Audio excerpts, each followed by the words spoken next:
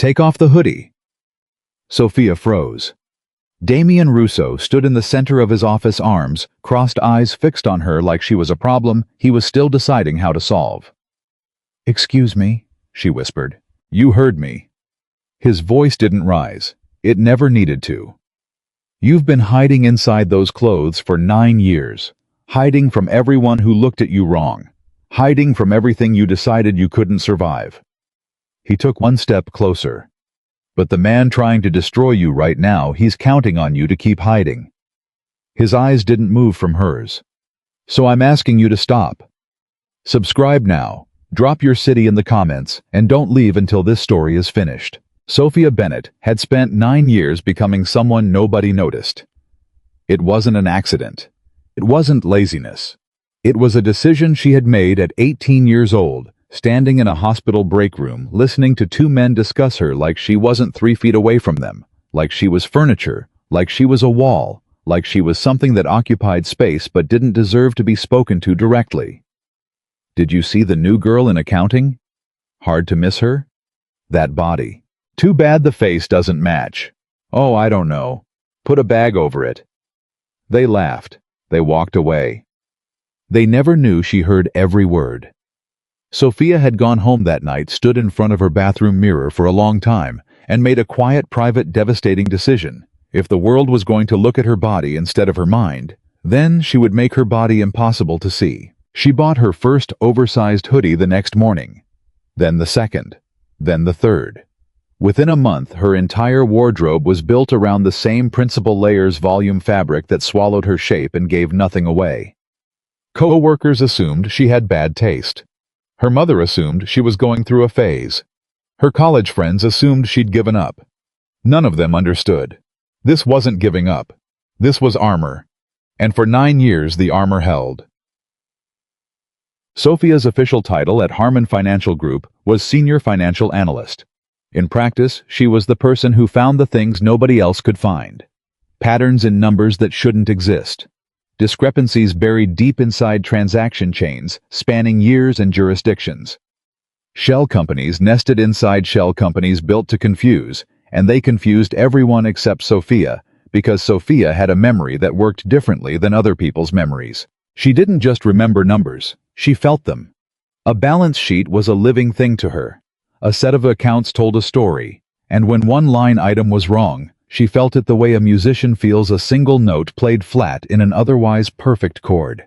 It registered in her body before her brain could explain it. Her supervisor, Martin Hargrove, had figured this out within 3 months of hiring her. He had never told her directly, because Martin Hargrove was the kind of man who believed that employees who knew their own value were employees who asked for raises. Instead, he quietly routed the most sensitive work to her desk, took credit for her findings in every executive meeting, and paid her $12,000 less per year than her male colleagues with half her skill. Sofia knew all of this. She had discovered the salary discrepancy the same way she discovered everything through the numbers. She had found it 2 years ago, confirmed it, documented it, and filed it in a folder on her personal laptop labeled Rainy Day. She hadn't reported it. Not yet. Because Sofia was patient. Patient was the one thing she had mastered even more completely than numbers. On the night, everything changed. Sofia was alone in the office at 11:47 p.m. This was not unusual. Sofia regularly worked past midnight. She told people it was because she preferred the quiet. This was true, but the real reason was that the work she did after midnight was not work Martin Hargrove had assigned her. For the past 11 weeks, Sofia had been running a private investigation. It had started with a number that felt wrong. A single transaction. $340,000 routed from a Harmon Financial sub-account to a company called Vestra Capital Holdings. Unremarkable on its surface. Standard business transfer.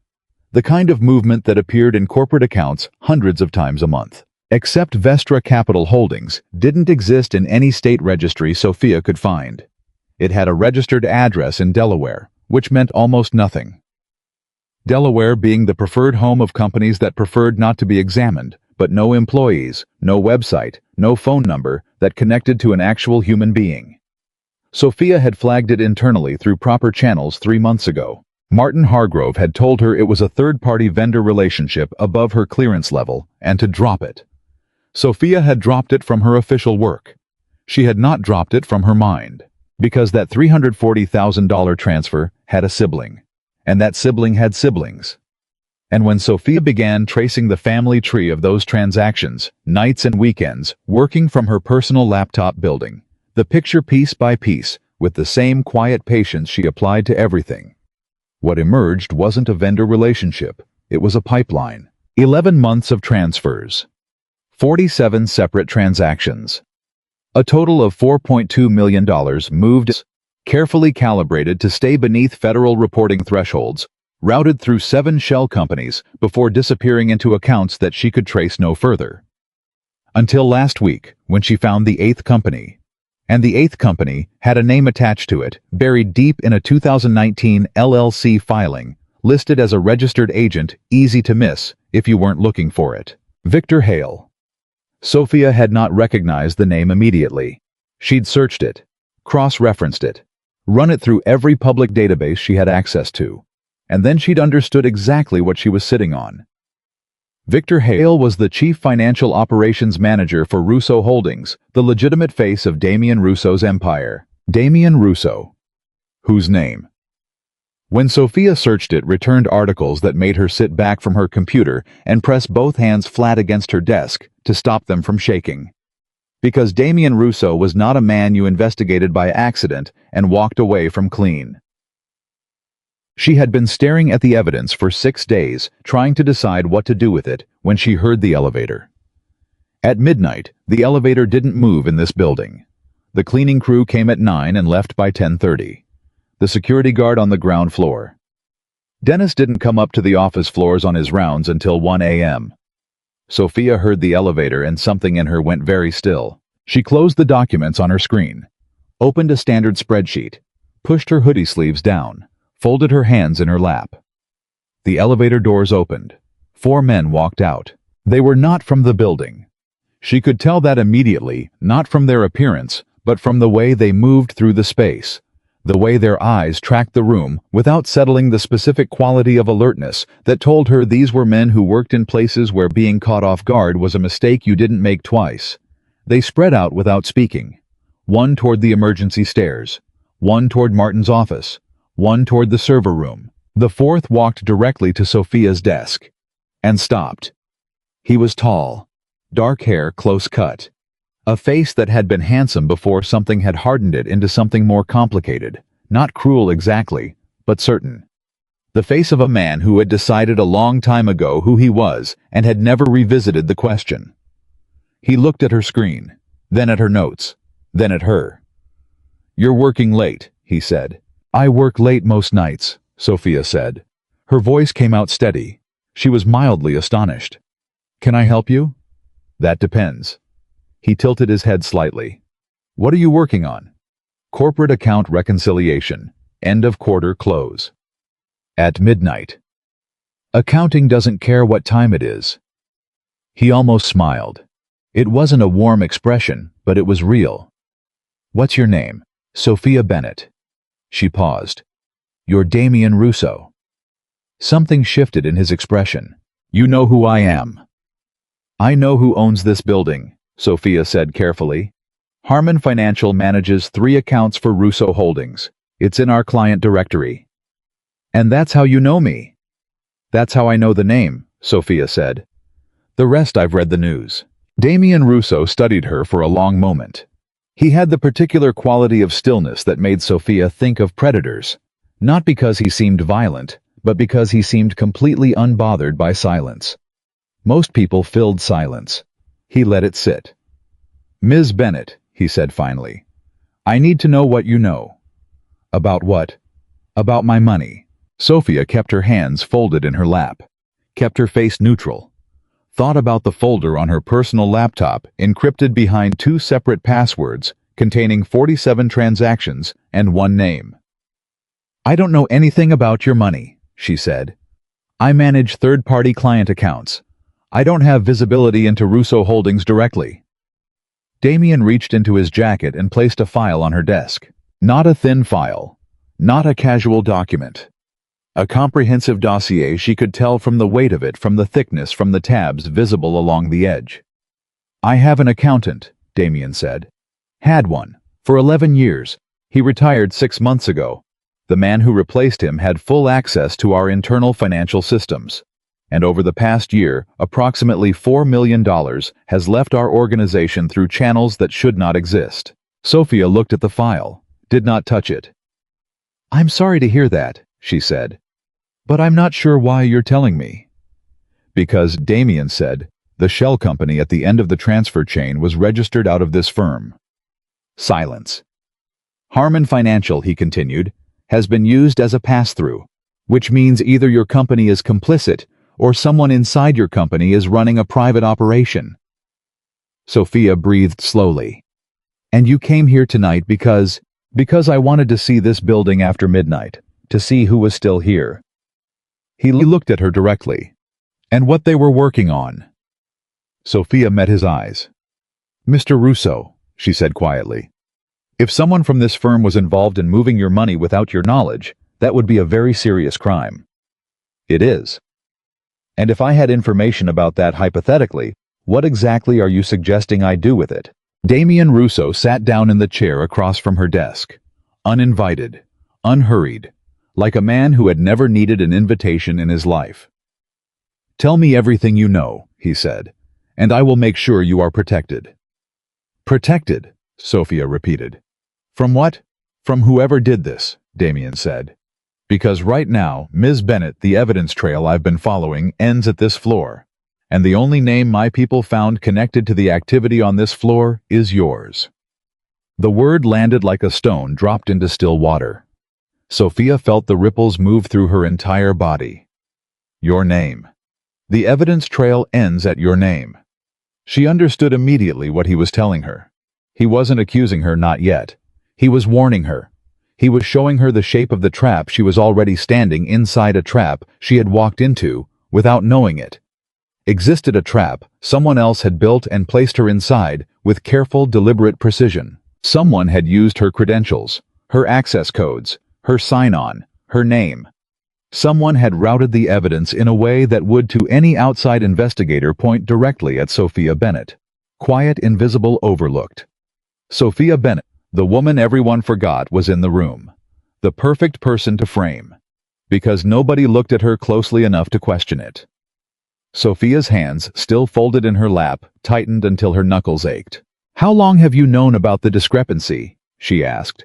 6 weeks. "And the name, my name, when did that appear in your investigation?" 3 weeks ago. "And you waited 3 weeks before coming here?" "I was thorough," Damien said simply. "What convinced you I wasn't the one responsible?" He looked at her for a moment. "The people who steal from me," Damien said, "don't stay in the office until midnight, reconciling accounts. They take the money and they move. They go somewhere warm. They put distance between themselves and the evidence as fast as possible." He paused. "You're still here, working, which tells me either you're the most reckless thief I've ever encountered, or you have no idea your name is attached to this." "I had an idea," Sofia said quietly. Damien went very still. "Go on." 3 months ago, I flagged an irregular transfer to my supervisor. He shut it down, told me it was above my clearance level. I dropped it officially. But I kept working on it privately, because numbers that don't add up don't stop bothering me just because someone tells me to stop looking. She met his eyes. "I found 47 transfers, $4.2 million, 7 shell companies." 8, Damien said. "You missed one." "I didn't miss it," Sofia said. "I found it last week. That's when I found the name." Something moved across Damien Russo's face. Not surprise, he had a face built to resist surprise.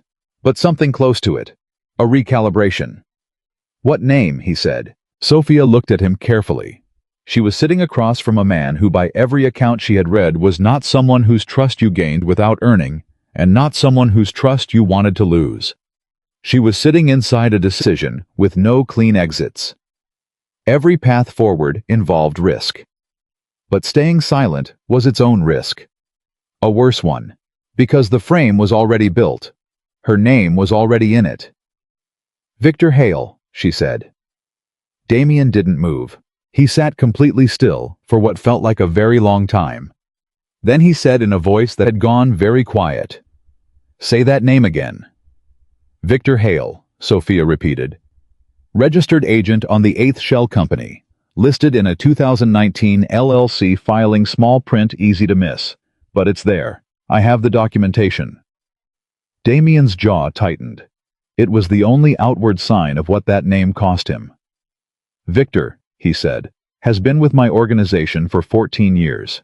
"I know," Sofia said. "I researched him when I found the connection. He's your second in command. He's the man who runs my financial operations. Which is why he knew exactly how to do this," Sofia said carefully. "And exactly how to make it look like someone else." Another long silence. Then Damien Russo looked at Sofia Bennett, this quiet woman in her oversized hoodie, sitting alone in an office at midnight, surrounded by documents nobody else had thought to look at, and he asked, "How complete is your documentation?" "Complete enough to hand to a federal prosecutor," Sofia said. "If I wanted to."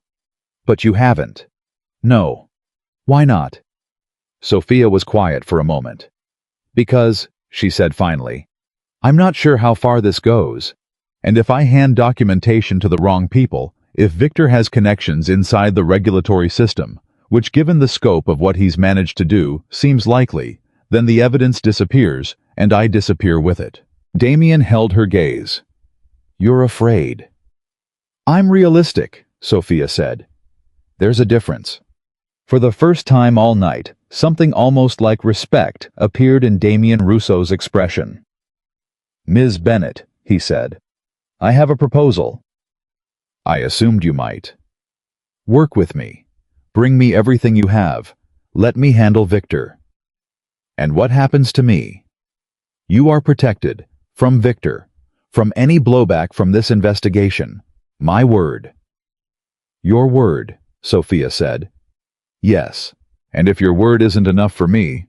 Damien Russo almost smiled again.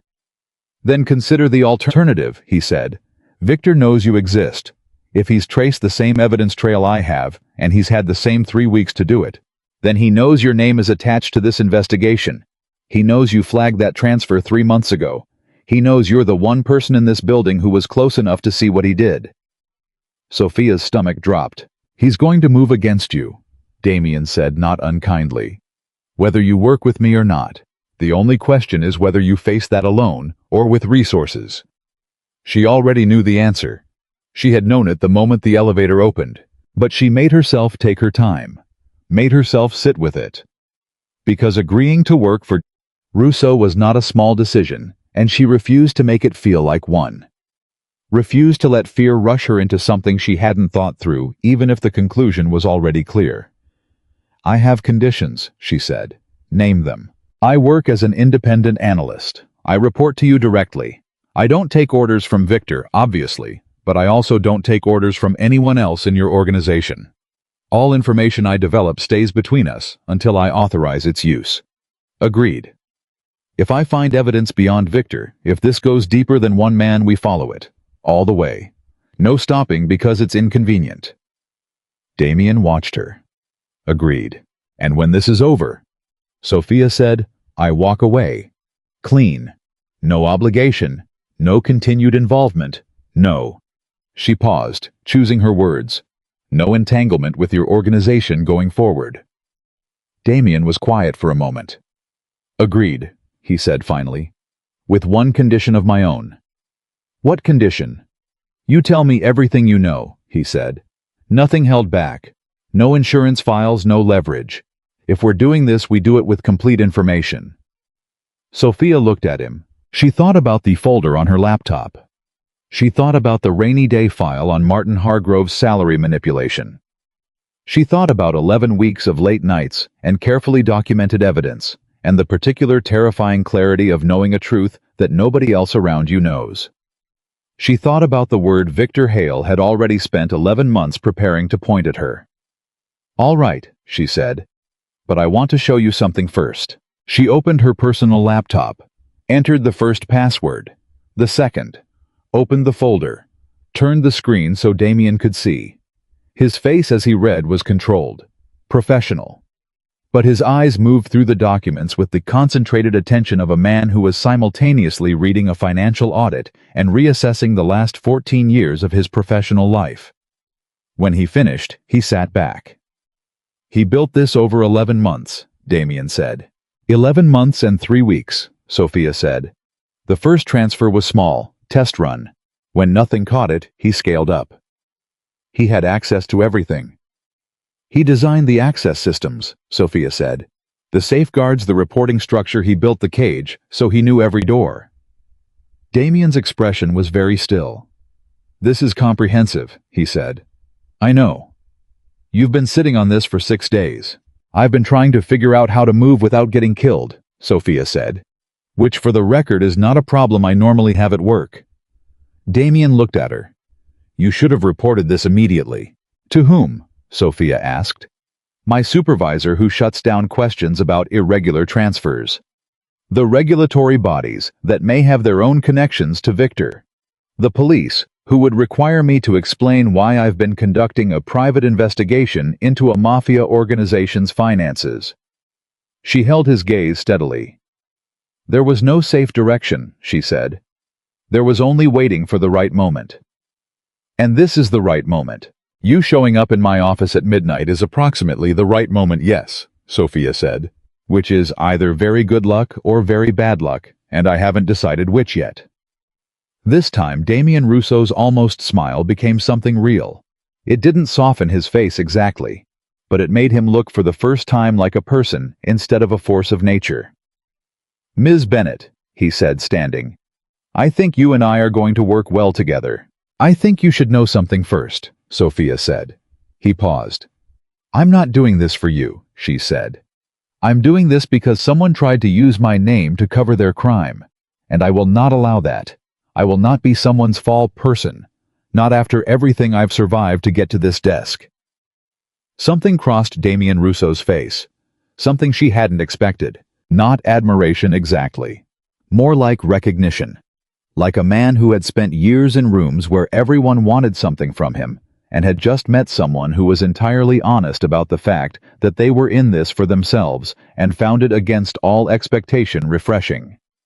"Noted," he said. He gathered his men with a look. 2 words to the one nearest him, too quiet for Sofia to catch. Then he paused at the edge of her workspace and turned back once. "Pack your documentation," he said. "We move tonight. Tonight.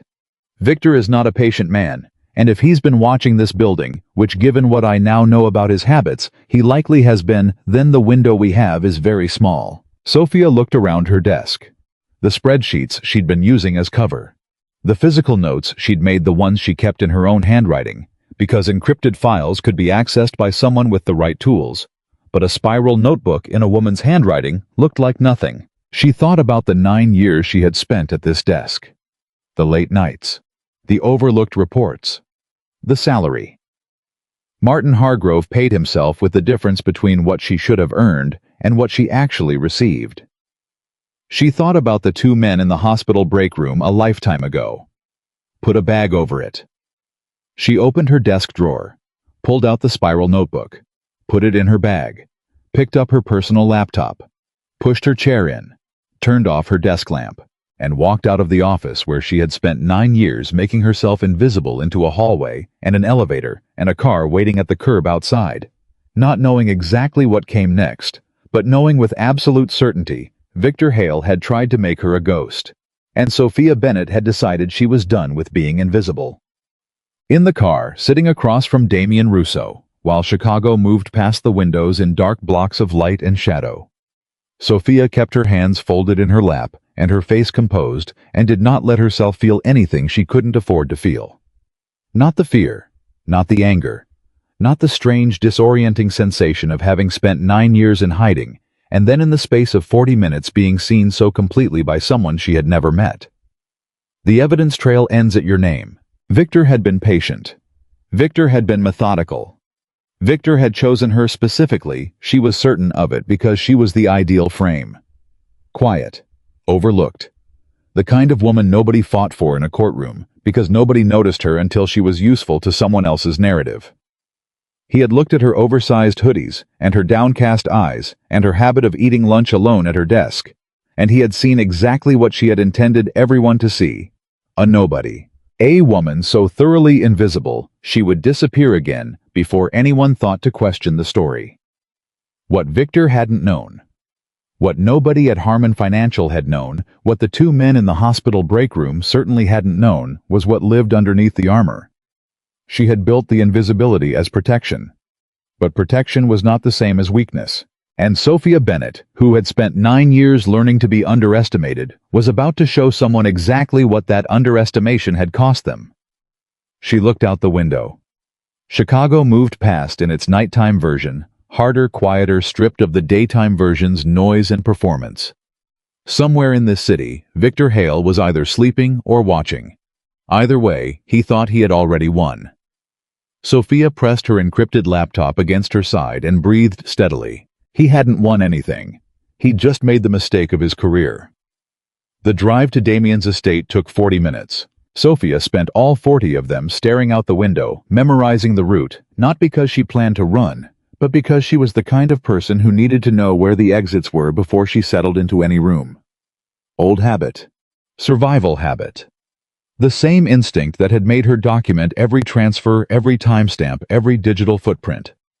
Victor Hale had left behind while he was busy being certain nobody was watching. She had always been watching. That was the thing people never understood about invisible women.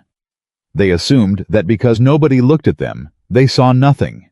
The opposite was true. When you removed yourself from the performance, when you stopped competing for attention, stopped angling for recognition, stopped making yourself visible, you became something more useful than noticed. You became a witness. And Sofia Bennett had spent 9 years witnessing everything. Damien sat across from her in the back of the car, reading through her documentation on her laptop. He read the way she imagined he did everything completely without interruption, without asking questions, until he had the full picture. His expression revealed almost nothing. Twice she saw his jaw tighten. Once, reading the timestamps on the third cluster of transfers, she saw something move through his eyes that she recognized even on a face as controlled as his. Betrayal. The specific, particular pain of it. She looked back out the window and gave him the privacy of not being watched through it. When he closed the laptop, he said, "He started the month after Marcus retired. Your previous accountant. 31 years with my family. Victor was at his retirement dinner." Damien set the laptop on the seat beside him. He gave a speech. Sofia said nothing. He said Marcus had taught him everything about loyalty. Damien's voice was entirely flat. He said it with a straight face. "The best thieves usually can," Sofia said. Damien looked at her. "How did you know to look at the shell company registrations?" "Because that's where people get lazy," Sofia said. The transfers themselves were clean, whoever built the routing was sophisticated. But the company registrations were filed by a human being who didn't think anyone would ever look that deep. They used a real name, a name connected to a real address, a real phone number, a real identity. She paused. "Victor is brilliant at moving money. He's not brilliant at paperwork." "Nobody's ever looked that deep before." "Nobody was supposed to," Sofia said. "That's the point. He built the system to pass surface-level audits. He never accounted for someone who goes past the surface." Damien studied her. "Why do you," he said, "go past the surface?" Sofia was quiet for a moment. "Because I've spent my whole life being the surface," she said finally. "The thing people see without seeing. You get very good at understanding what's underneath things when you've been somebody's surface yourself." Damien didn't respond immediately. He had a quality she was beginning to recognize: the ability to receive something someone said and actually sit with it instead of immediately filling the space with his own words. "We're almost there," he said finally. The estate was large. She registered that without examining it, the way she registered everything: file it, note it, move on. What she examined instead was the people inside it. 3 men met them at the entrance. Senior level, she could tell from the way they positioned themselves relative to Damien, the comfortable proximity that spoke of long familiarity. They tracked her with their eyes the way people tracked unfamiliar animals, not hostile yet, but attentive. Damien made no introductions. "Where's Victor?" he said to the nearest one. "Out. Meeting with the Lakeshore people. Back by 2. Damien nodded. Something passed between him and the man, a look no more than a second that Sofia filed away. He's not telling them yet. He's not certain how far this goes. Smart. She followed Damien through the house to what turned out to be a private office. Nothing like the public-facing rooms they'd passed through. This room was functional. A desk covered in actual work, not performance. Multiple monitors. Filing systems that looked used rather than decorative. A room where a person actually spent time rather than entertained people. She liked it immediately and hated herself a little for liking it. Damien closed the door, turned to face her. "I need to ask you something," he said, "and I need you to answer me honestly.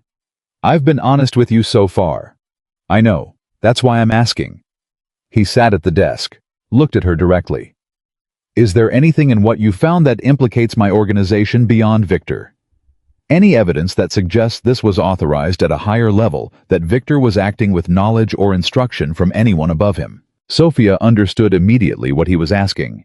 He was asking whether he needed to investigate himself.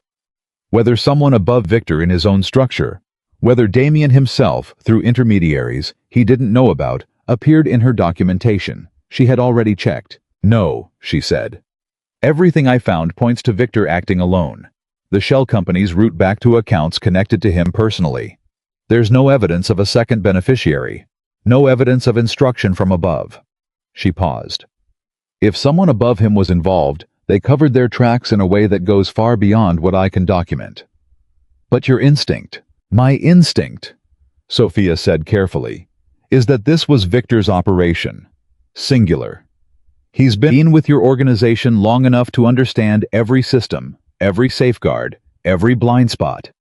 He built a private pipeline using infrastructure he himself designed. He didn't need a partner. He had everything he needed alone." Damien absorbed this. "He needed a fall person," he said. "Yes. And he chose you." "He chose me," Sofia confirmed, "because I was the last person anyone would believe had the sophistication to run this, and the first person anyone would believe had been quietly stealing without drawing attention. I fit both halves of the frame perfectly." She held his gaze. Quiet. Overlooked. A woman who doesn't make noise.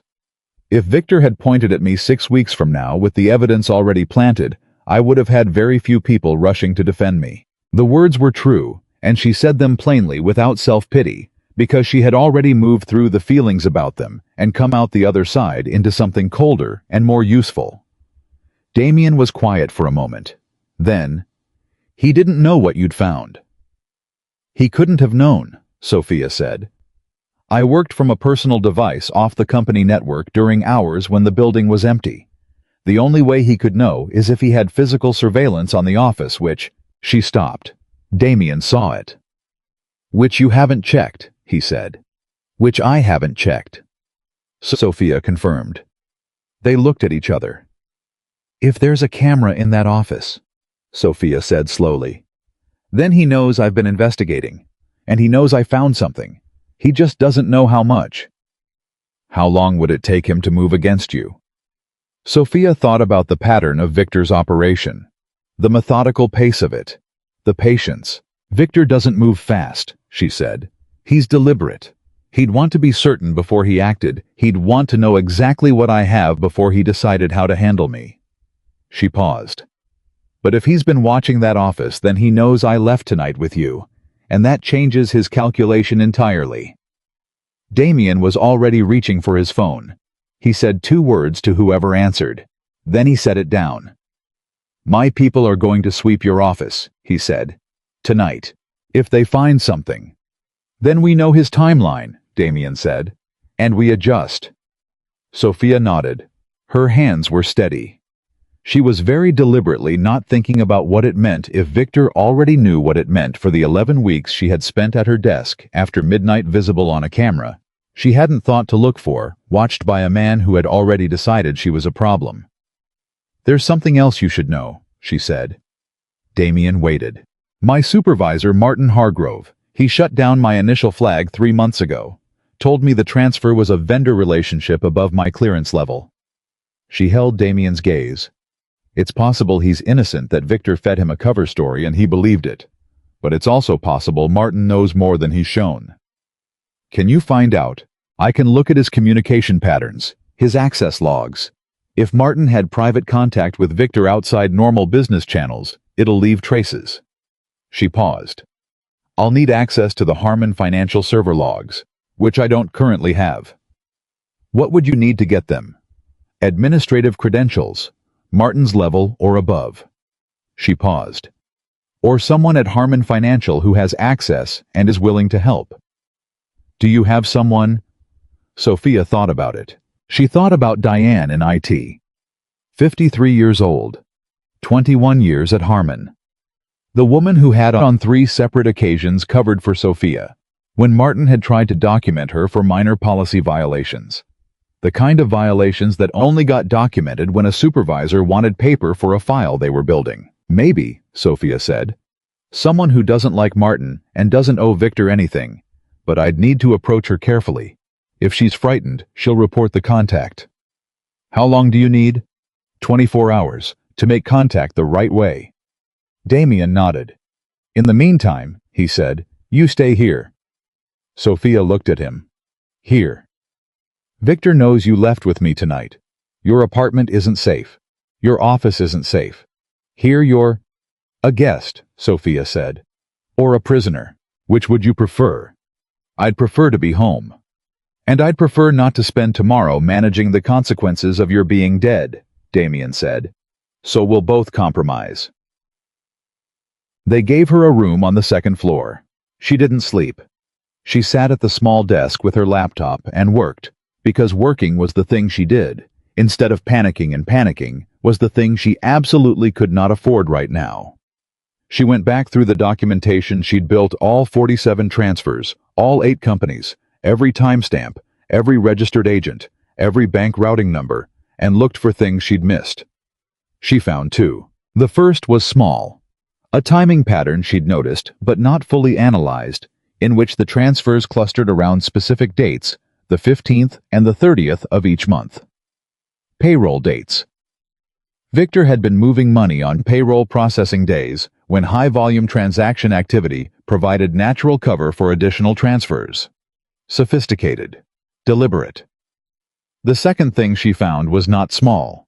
It was the 9th company. She had missed it because it wasn't a shell, not exactly. It was a legitimate LLC registered in Illinois with a real address and a real stated business purpose. Consulting services. The kind of company that existed in the millions across the country, unremarkable in every way. Except that this company had received exactly 1 transfer. 14 months ago. $280,000. Before the pipeline even formally began. A setup payment, Sofia thought. Seed money. Infrastructure. She cross-referenced the company's registration. The registered agent was not Victor. It was a name she didn't recognize, Elena Vasquez. She searched the name, found nothing immediately connected to Russo Holdings or Harmon Financial. But the address attached to the registration, a commercial address in the West Loop, appeared in one other place in her documentation. A lease agreement in Victor's personal financial records, which she had accessed through a source she had spent 4 months cultivating and would not be disclosing to anyone. Victor and Elena Vasquez shared an address. Not a business address, a home. Sofia sat back in her chair and stared at the ceiling. Victor had a partner, not in the organization, outside it. Someone who received the first payment, held it, provided the startup infrastructure.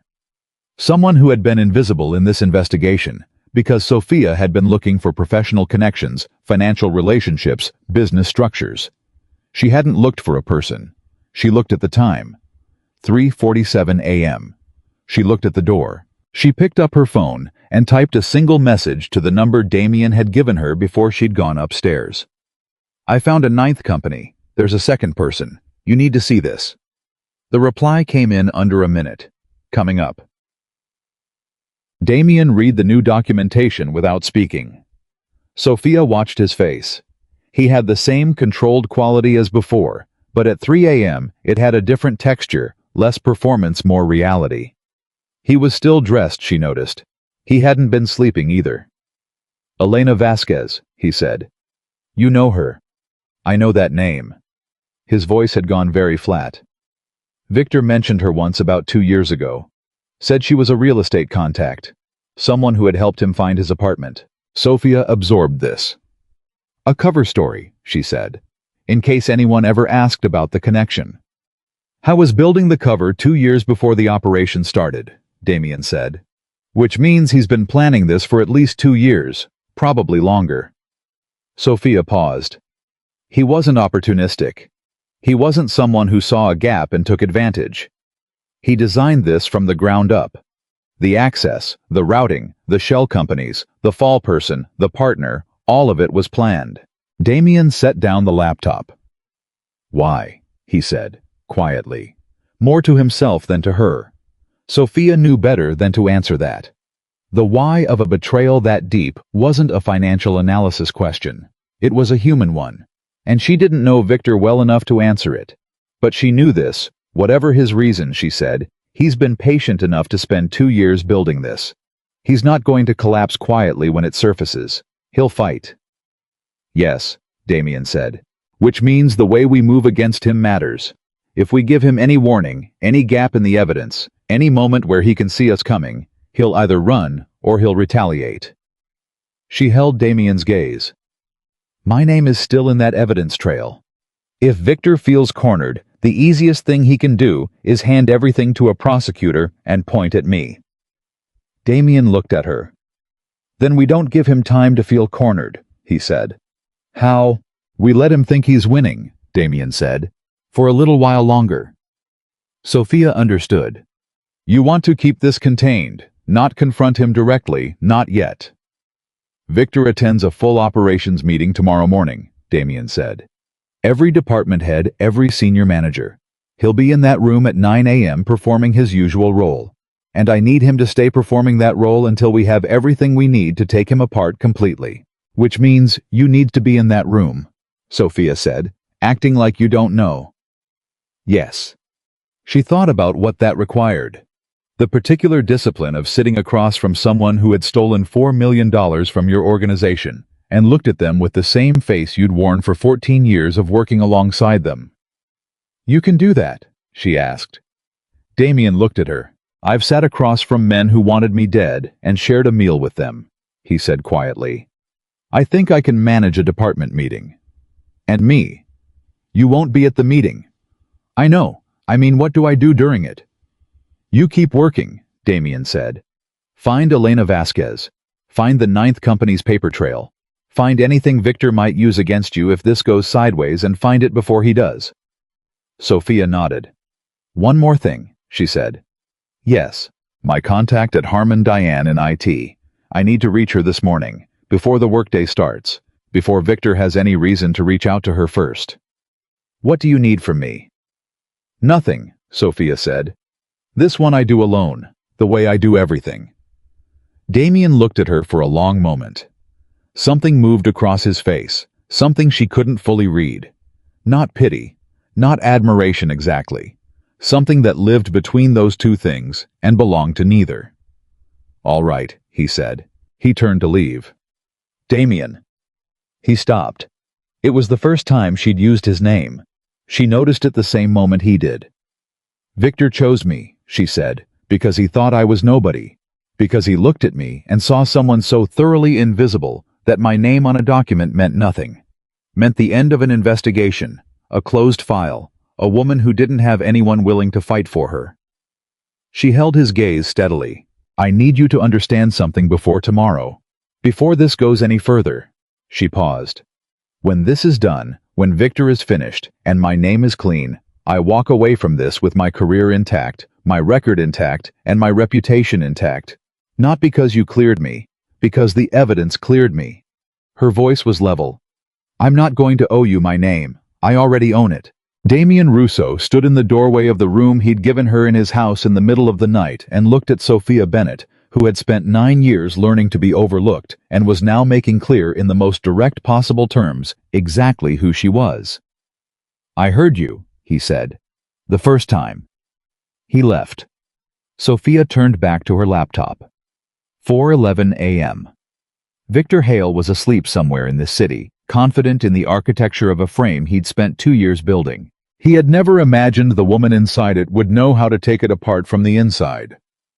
She pulled up the registration documents for the 9th company and got back to work. Diane Chen answered on the second ring. That alone told Sofia something. It was 6:14 in the morning. Most people didn't answer calls before 7 from numbers they didn't recognize. Diane answered on the second ring, which meant either she was already awake and anxious, or she had been expecting a call and wasn't sure from whom. "Diane," Sofia said. "It's Sofia Bennett." A pause, short but weighted. "Sofia." Diane's voice was careful, measured, the voice of a woman choosing every word the way you chose footing on ice. "Where are you? Martin has been trying to reach you since midnight." Sofia's stomach tightened. "What did he tell you?" "He said you left the office with some people last night. He said there was a security concern."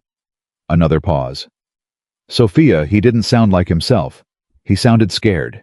Martin Hargrove, scared, was information. Martin Hargrove, making calls at midnight, was more information. Sofia filed both. "Diane, I need you to listen to me very carefully, and I need you not to say anything to Martin before I finish. I work for Martin. I know, and I need 30 seconds. After that, you can make any decision you want." Sofia kept her voice steady. 30 seconds. A breath. Then, "Okay. Someone has been stealing from a major client through our firm's systems. $4 million over 11 months. The routing was designed to look like it came from my accounts and my access credentials. I found the evidence 6 weeks ago, and I've spent that time documenting it completely." She paused one beat. "The person who did this is not me, and the reason Martin is scared right now is because he knows something, either because he's involved or because someone told him enough to make him worried about what I found." Silence. Not the silence of disbelief. The silence of someone absorbing something they had half expected and half feared. "Diane," Sofia said, "I need the server access logs from the past 14 months. Every administrative login, every credential use, every remote access event on my account and Martin's account." "Sofia, those logs are—" "I know what they are, and I know you can pull them. I know because I've watched you fix access problems for 3 years, and I know exactly what your administrative permissions cover." She softened her voice, not because she was manipulating, but because what she said next was true, and it deserved to be said gently. "I also know Martin has been writing you up for things that aren't real violations. I know because I've seen the memos he CC'd to HR. He's been building a file on you for 8 months, Diane. And I know why, because you're the one person in that office who actually understands the systems well enough to see what he doesn't want seen." The silence this time was different, longer, deeper. "He's going to let me go," Diane said quietly. Not a question. "If we don't stop this, yes. You're a liability to him because you're competent." Sofia paused. "Help me stop it. And I will make sure your name is not just cleared. I will make sure it's on record as the person who provided critical evidence in a federal-level financial fraud case. That's not nothing, Diane. That's a career." She heard Diane breathing, heard the weight of the decision moving through her. "How do I get you the logs?" Diane said. By 8 in the morning, Sofia had the logs. She had found what she needed in 47 minutes, which was faster than she'd expected, and more devastating than she'd feared. Martin Hargrove's administrative credentials had been used to access Sofia's account files 17 times over the past 8 months. Not Martin accessing the files. The login patterns were wrong for Martin. Too late at night, too fast, too systematic. Someone using Martin's credentials. Someone who had either stolen them or been given them. She didn't know which yet. But the access events mapped perfectly onto the dates the shell company registrations had been filed. The dates the transfer routing had been reconfigured.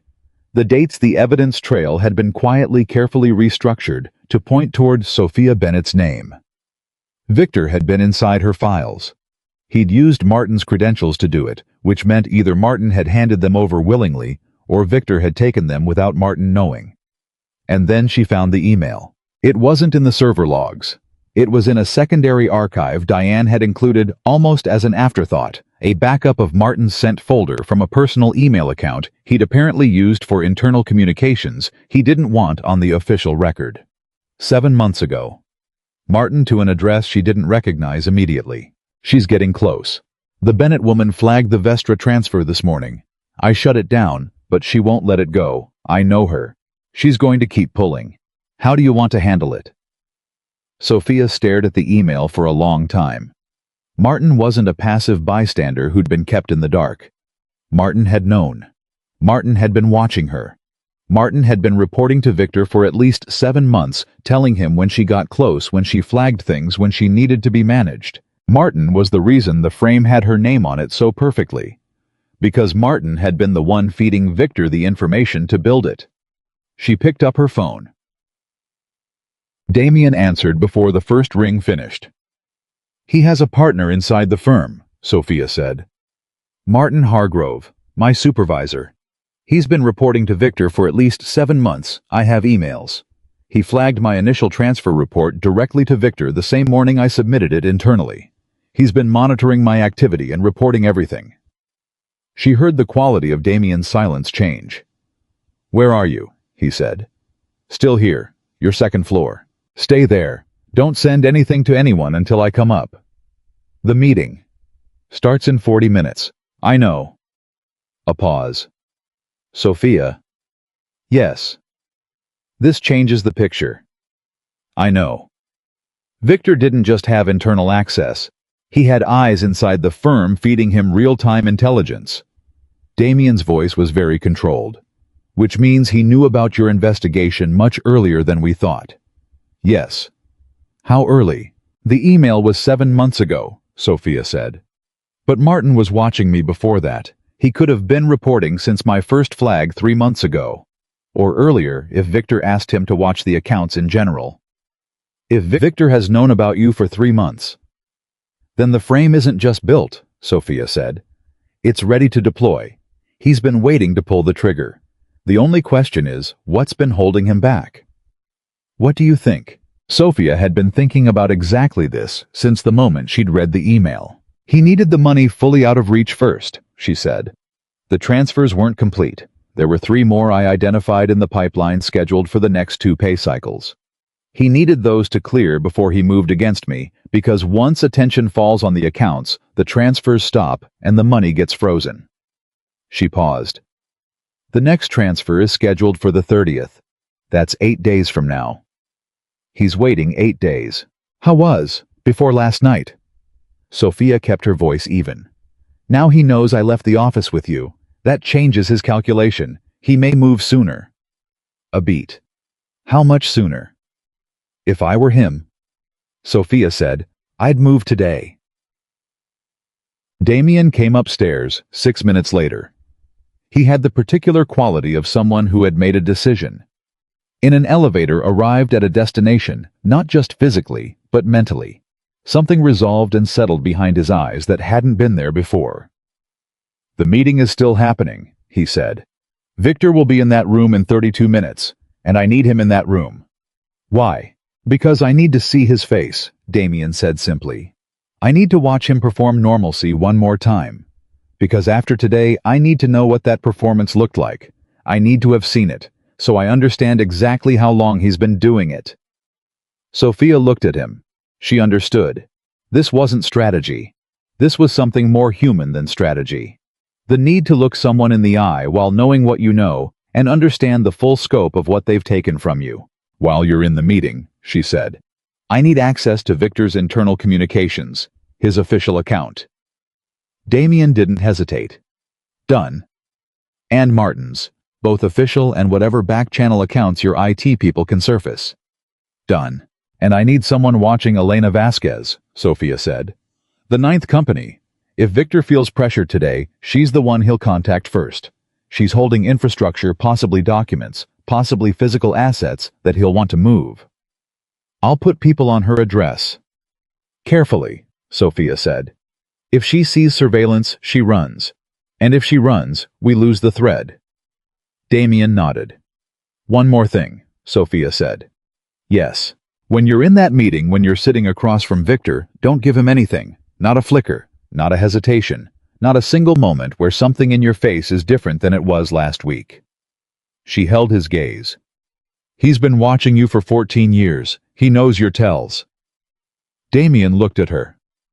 I don't have tells, he said. Everyone has tells, Sofia said. The question is whether someone's been close enough long enough to learn them. She paused. Victor has been at your table for 14 years. He knows you. And right now, that's the most dangerous thing about him. Damien was quiet for a moment. What would you do? He said. If you were in that room, I'd find the one thing that's true, Sofia said. Find something real to feel something that gives your face the right expression without requiring you to manufacture it. Real emotion reads as real. Performed emotion reads as off, even when it's technically correct. She paused. Be tired. You've had 4 hours of sleep. You've been working all night on a business problem. That's all true. Let that be true in the room. Damien looked at her for a long moment.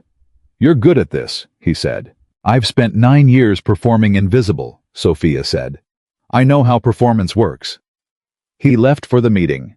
Sofia opened Victor's communications. What she found in the first 20 minutes was administrative routine memos, operations reports, meeting agendas, the communications of a man who understood that his official channels were observable and conducted himself accordingly. Clean. Professional. Unremarkable. Too unremarkable. In 11 months of financial operations, there were gaps. Periods where the communication volume dropped in ways that didn't match the corresponding business activity. Periods where Victor's calendar showed meetings with no corresponding email chains, no follow-up documentation, no record of the discussions that presumably happened. Ghost meetings. He'd been holding conversations that left no official trace. Sofia switched to the secondary accounts. Damien's IT people were pulling. It took longer. These were accessed through back channels, not official systems. And while she waited, she went back through the transfer timeline, layering the communication gaps over the transfer dates. They matched.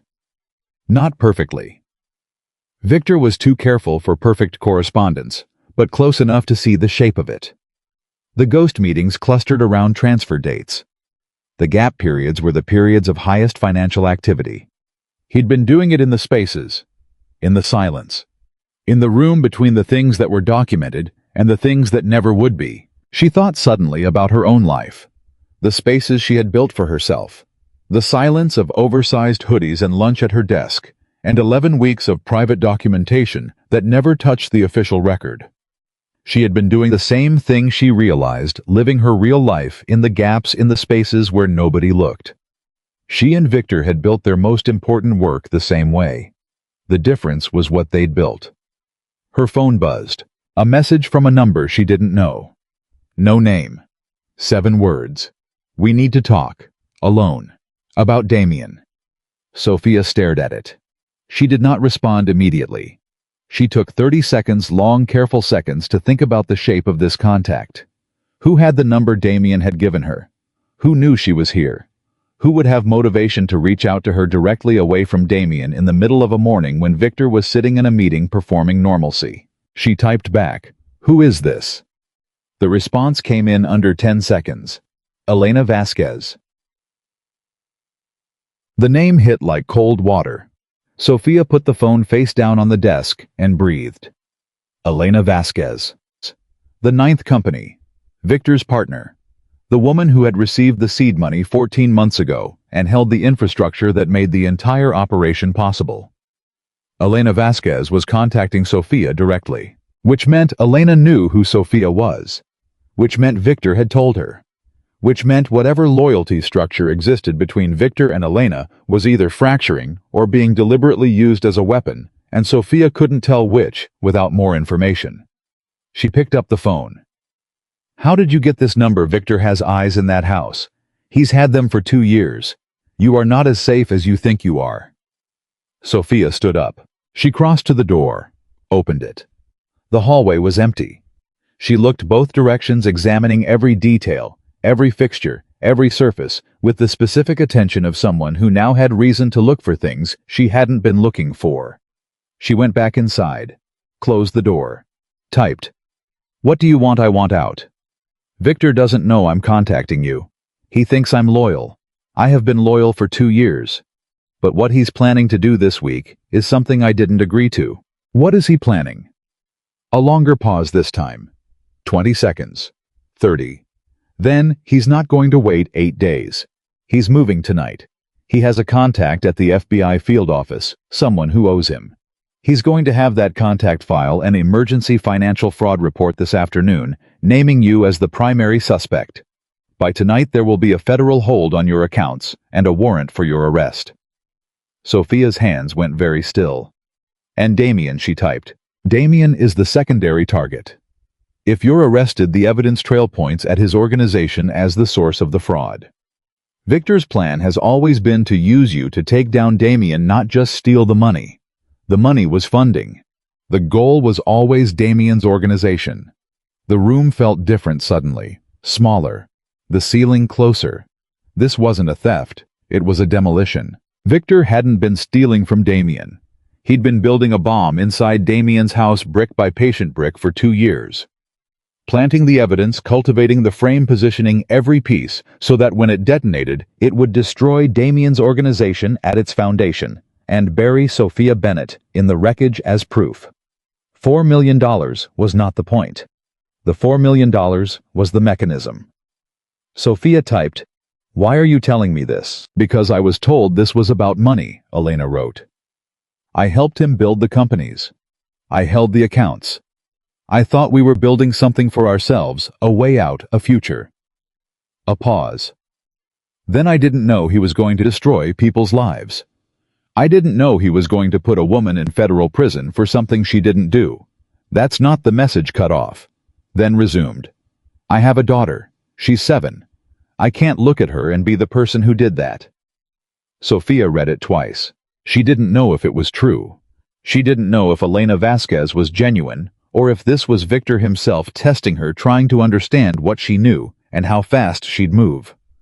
The message was too convenient, the emotional framing too neat. A mother, a daughter, a conscience arriving precisely at the most useful possible moment. It could be a trap. It could also be exactly what it appeared to be, a woman who had gotten into something she couldn't get out of and was trying to find the one exit that didn't cost her everything. Sofia had been that woman. She knew what that felt like from the inside. She typed, "If you're serious, I need something. Proof. Not words. Documents, account numbers, communication records, something that confirms what you're telling me and gives me a way to verify it independently." 40 seconds. Then her phone buzzed with an attachment. She opened it. It was a communication record, a thread between 2 encrypted accounts. Sparse, carefully worded, but clear enough if you knew how to read it. Victor and his FBI contact. Dated this morning. 3 hours ago, while Victor was presumably getting ready for the 9 o'clock meeting, performing his normal life. The contact's name appeared once in a message header that had been imperfectly scrubbed. Special Agent Thomas Riley, Chicago Field Office. Sofia read it twice, 3 times. Then she forwarded it to Damien. His response came in 4 minutes, which meant he'd stepped out of the meeting to read it. 3 words. "Meeting is ending. Then don't move." I was back upstairs in 9 minutes. He closed the door, looked at Sofia, then at the phone in her hand. "Riley," he said. "You know him." "I know of him. He's been building a case against my organization for 3 years.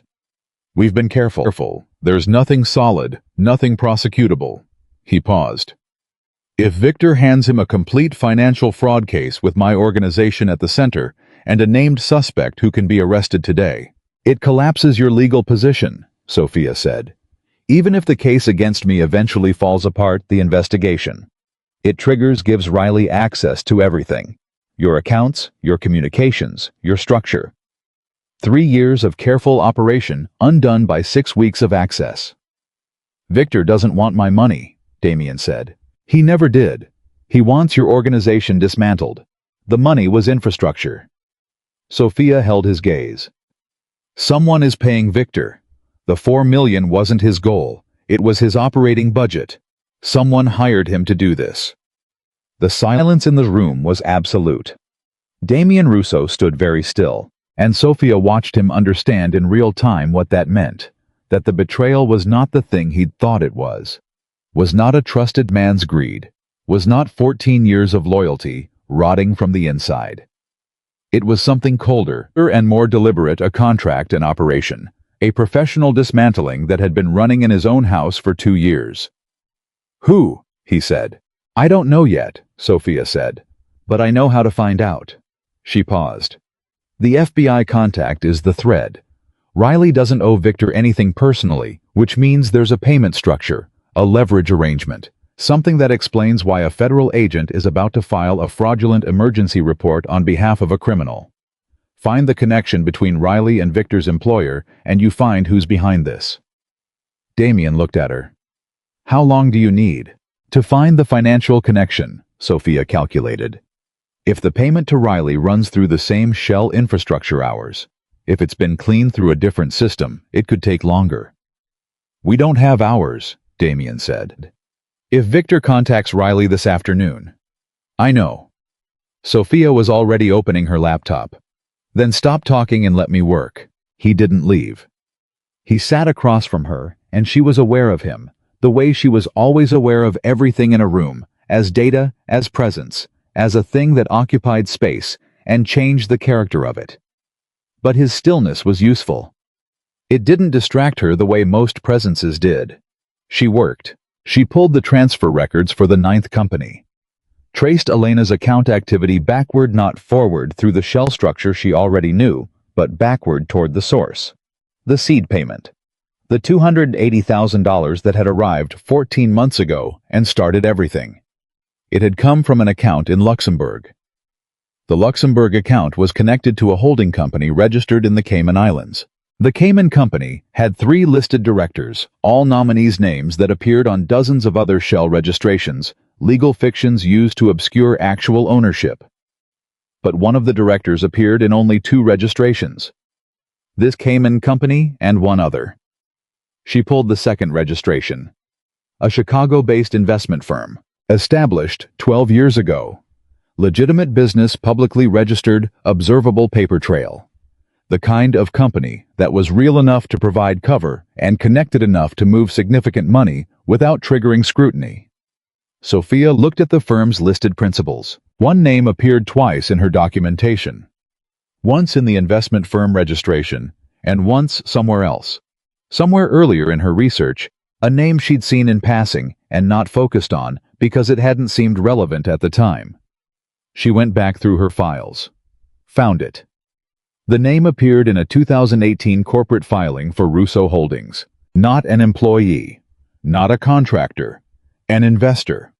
A silent partner from 12 years ago, whose involvement in the organization had been dissolved officially, cleanly, with proper documentation, 8 years later.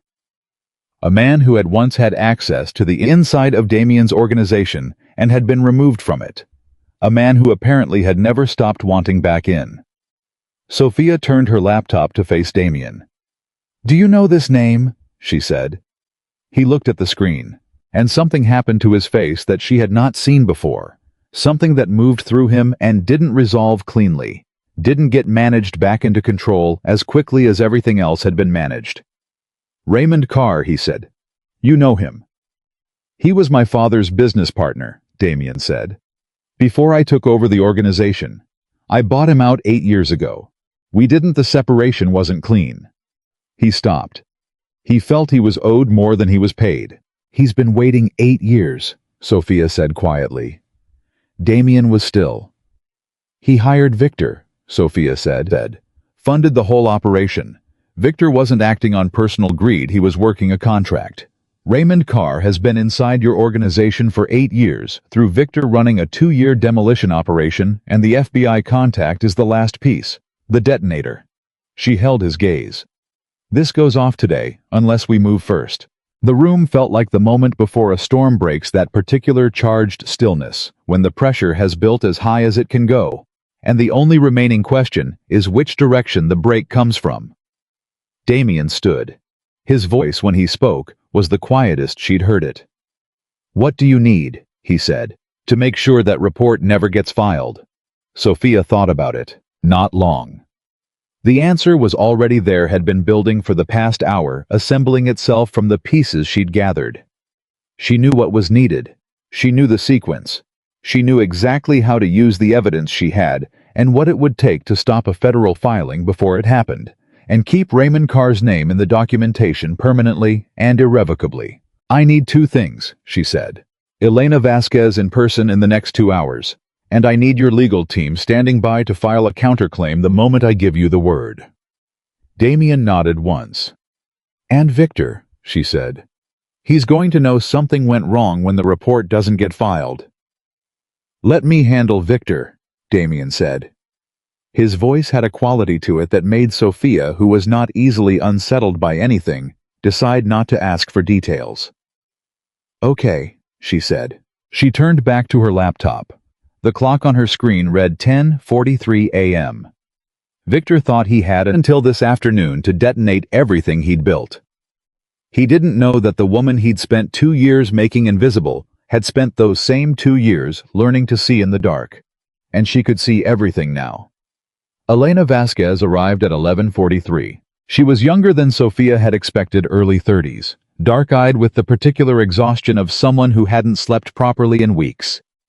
She sat down across from Sofia, without being invited, without looking around the room, without performing any of the nervous behaviors Sofia had expected. She just sat, folded her hands on the table, and looked at Sofia with the direct, tired honesty of a woman who had already decided she was done pretending. "You're smaller than I thought you'd be," Elena said. "People usually think that," Sofia said. "Victor described you as a threat." "When?" 3 weeks ago. He said there was an analyst at Harmon who was getting close. He said she was persistent and careful, and he needed to accelerate the timeline." Elena paused. "He didn't use your name then. He used it 2 days ago." "What did he say?" "He said you'd been taken care of." Elena's jaw tightened. "He said by the end of the week you wouldn't be in a position to cause problems for anyone."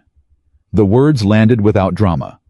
Sofia received them the same way she received everything, noted them, filed them, let them settle into the larger picture without letting the personal weight of them pull her off balance. Taken care of. The language of someone who had decided another person's existence was an inconvenience to be managed. "Tell me about Raymond Carr," Sofia said. Elena looked at her hands. "Victor came to me 2.5 years ago," she said. "We'd been together for about a year. He told me he had an opportunity, a financial arrangement that would set us up permanently. Enough money to leave Chicago, start over somewhere clean." She paused. "I asked where the money was coming from. He said a private investor who needed someone inside Russo's organization was." "When did you find out what it actually was?" 6 months ago, Elena said. "When Victor told me the fall person was in place. When he used that phrase, fall person, I understood what I'd helped build." She looked up. "I helped him register 9 companies. I held accounts. I moved money when he needed it moved. I thought I was helping build a financial exit. I didn't know I was helping build a cage around a woman who had nothing to do with any of it." Sofia studied her. She believed her. Not completely complete belief was a luxury she couldn't afford right now, but enough. Elena's guilt was real. It had the specific texture of something that had been living inside a person for months, pressing against the inside of their chest, growing heavier every day. "Raymond Carr," Sofia said again. "Tell me everything he told Victor, everything you know about the arrangement."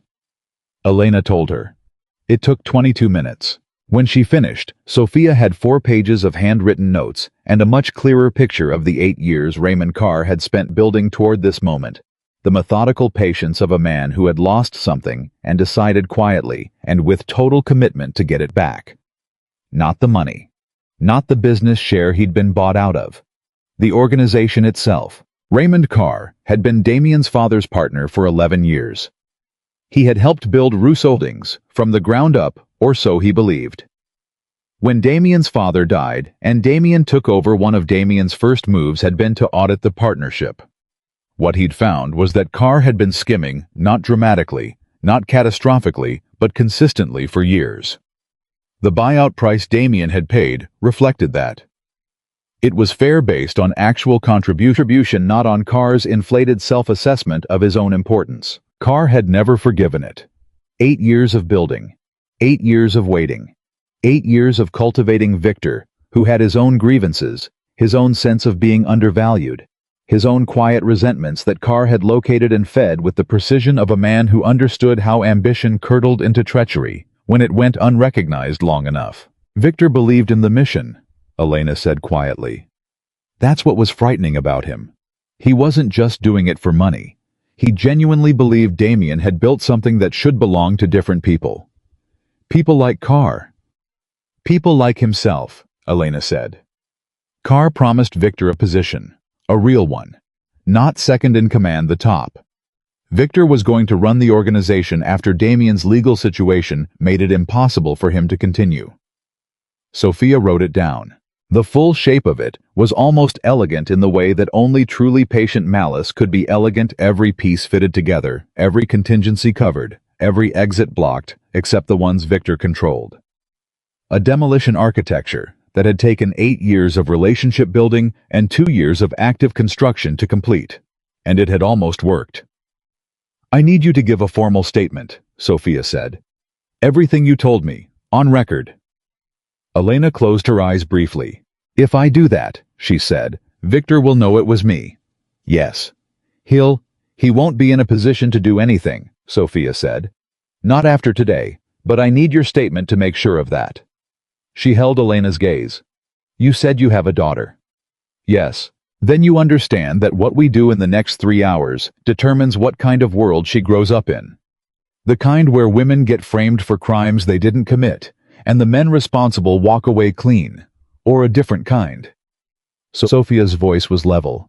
You're the difference between those two worlds right now. You're the only person who can testify to the arrangement between Victor and Carr directly.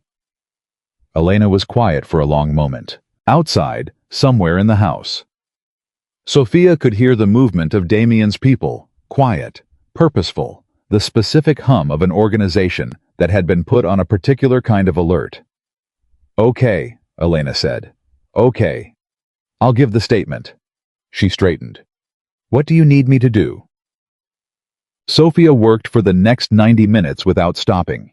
She had a structure in her mind, the complete case built from 9 months of documentation, and 22 minutes of Elena's testimony, and Diane's server logs, and the encrypted communication thread between Victor and Agent Riley.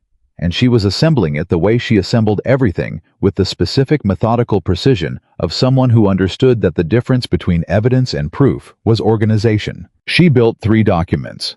The first was the complete financial trail, every transfer, every company, every routing number, the full 47 transactions, plus the seed payment laid out in chronological order, with annotations that made the pattern undeniable even to someone with no financial background. The second was the conspiracy documentation, the communication records between Victor and Carr going back 18 months.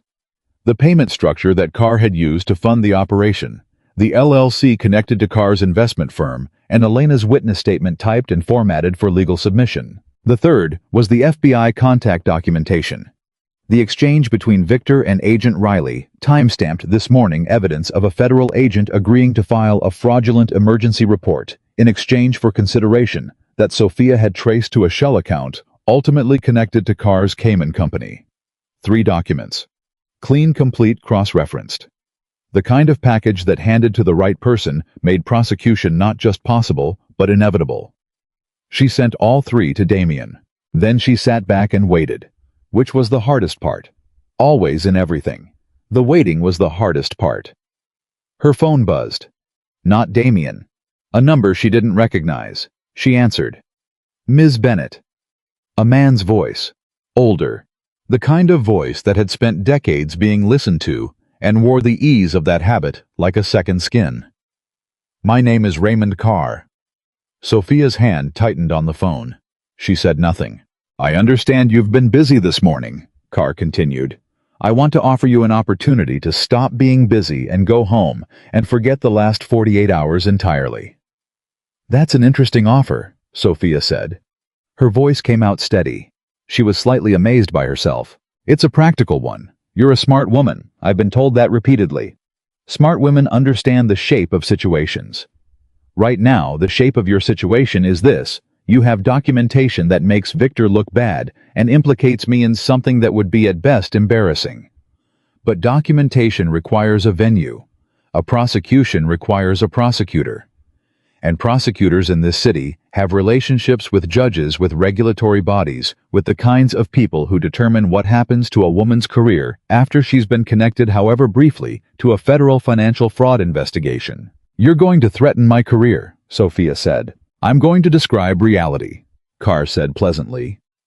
In the current reality, your name is attached to an evidence trail that a federal agent is prepared to submit within the next 4 hours.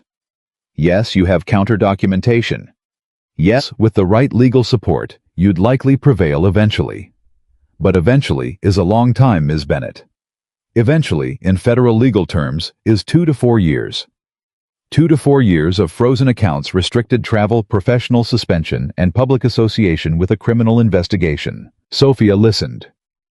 Walk away, Carr said. Return to your life. I'll ensure the Riley filing is withdrawn. I'll ensure your name is cleaned from the evidence trail completely.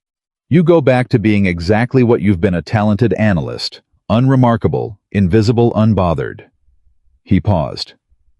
Invisible, he said again, with the particular confidence of a man who believed he had identified the thing someone most wanted and was offering it as a gift.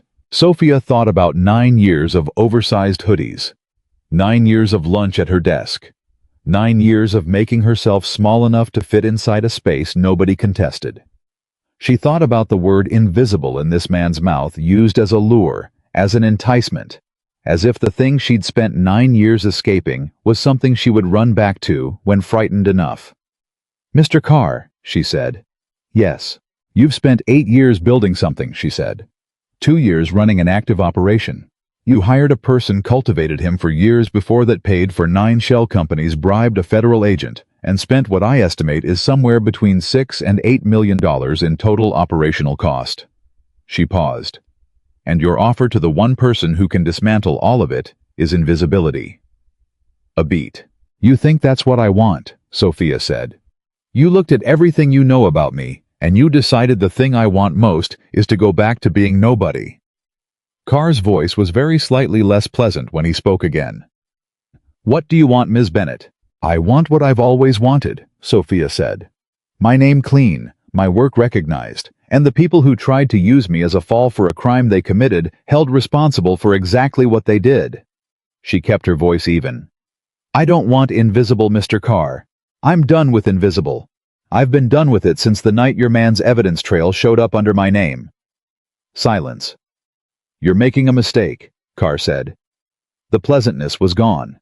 I've made mistakes before, Sophia said. This isn't one of them. She ended the call.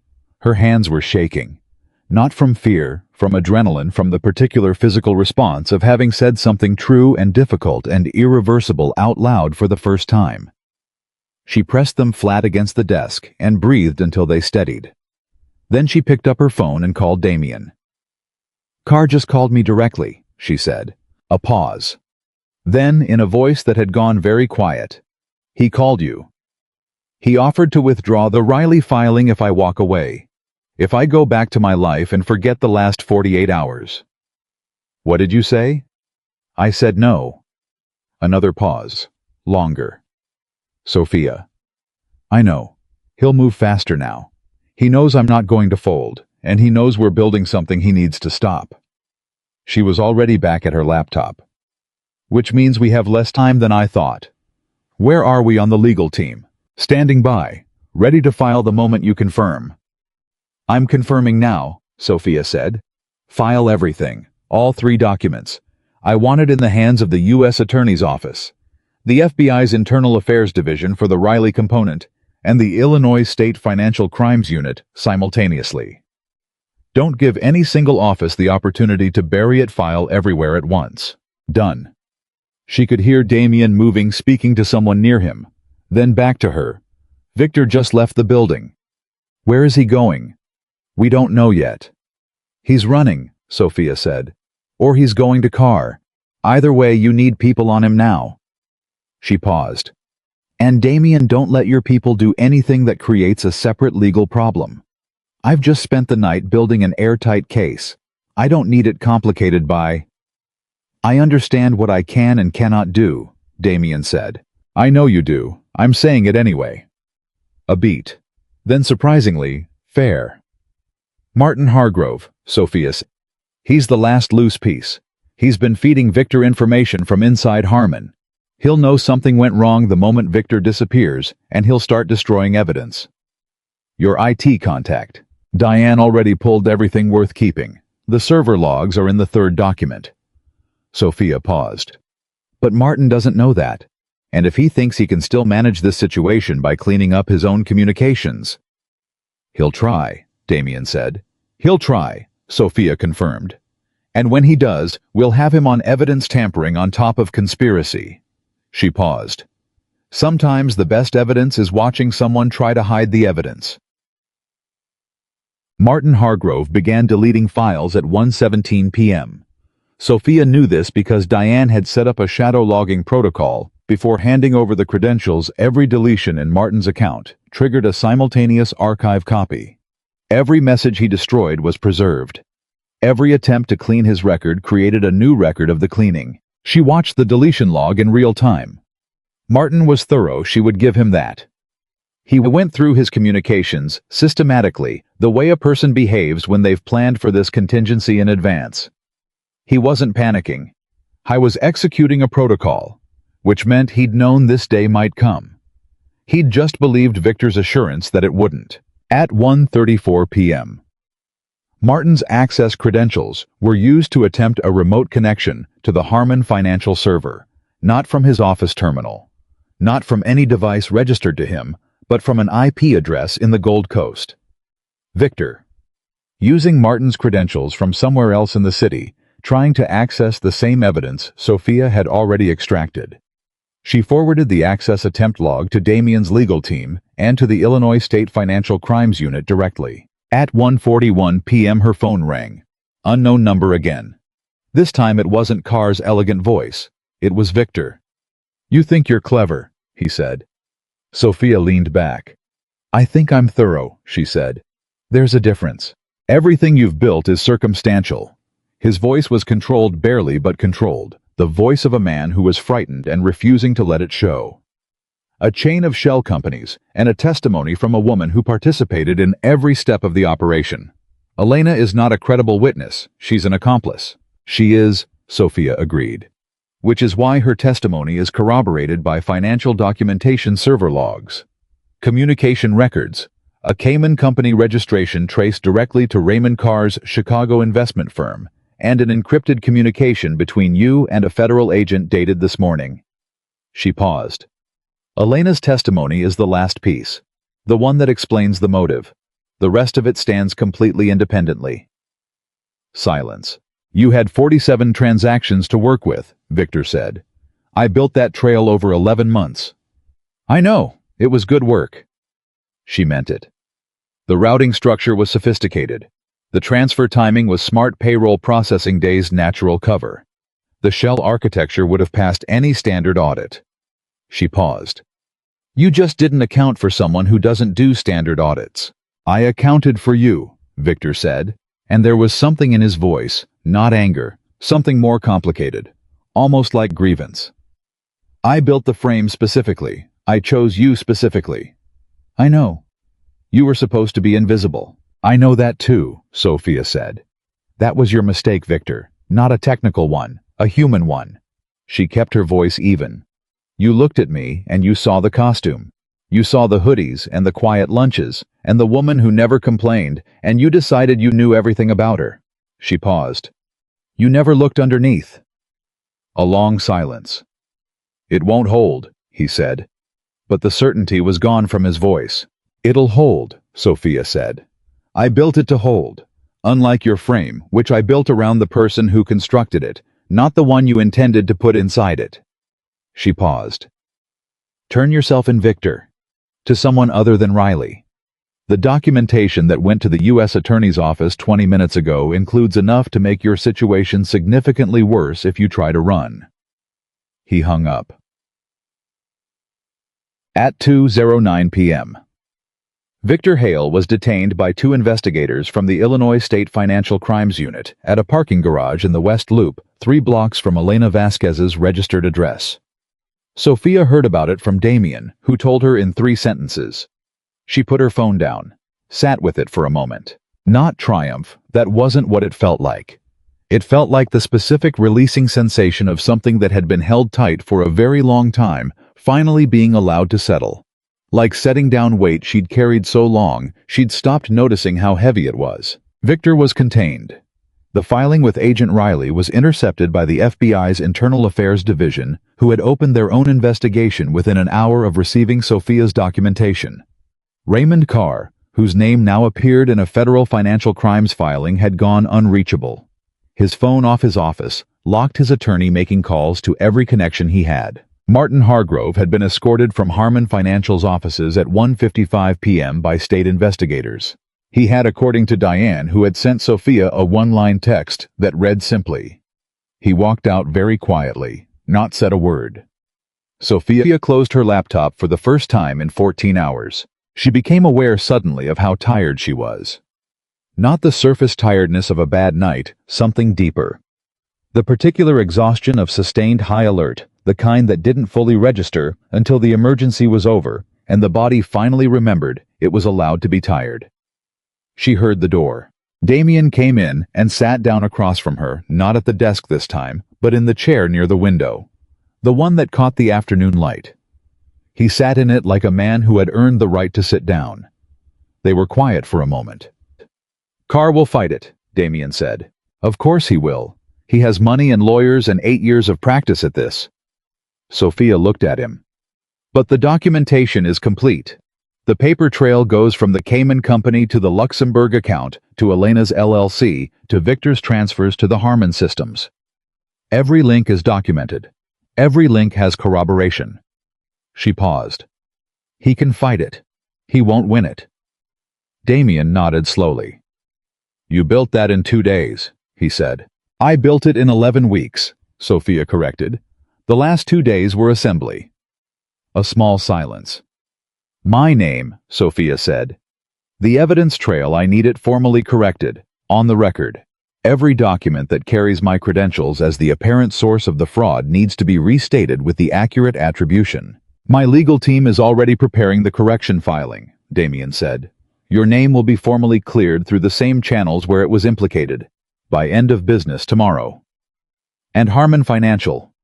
"Martin's departure creates a vacancy," Damien said carefully. "I'm not asking for a promotion," Sofia said. "I'm asking whether I still have a job to go back to."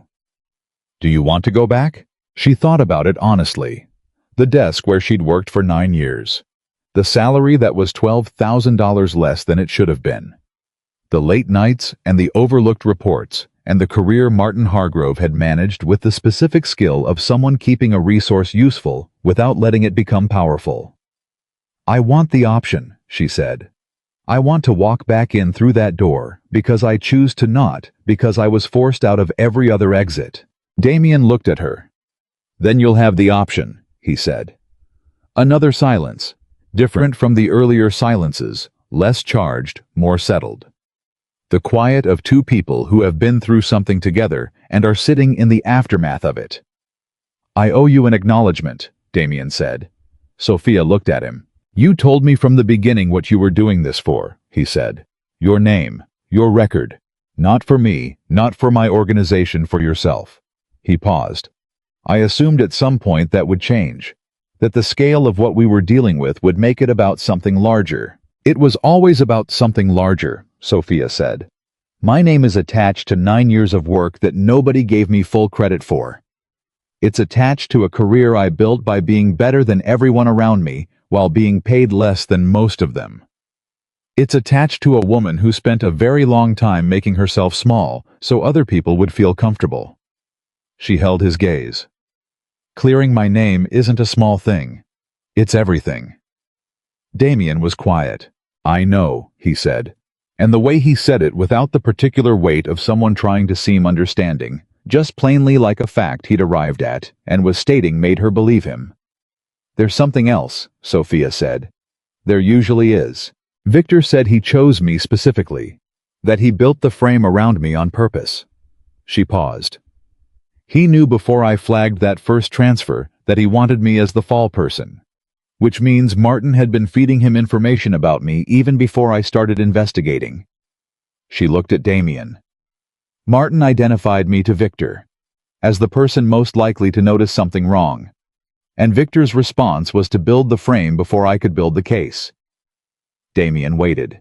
I want to know how long, Sofia said.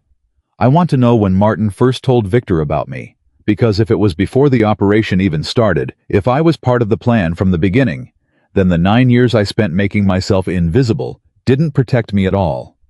She paused. They made me a target. The fact that I was good enough to notice what other people missed made me exactly the person Victor needed to frame. The weight of that settled between them. Your competence made you dangerous to him, Damien said. Yes, Sofia said.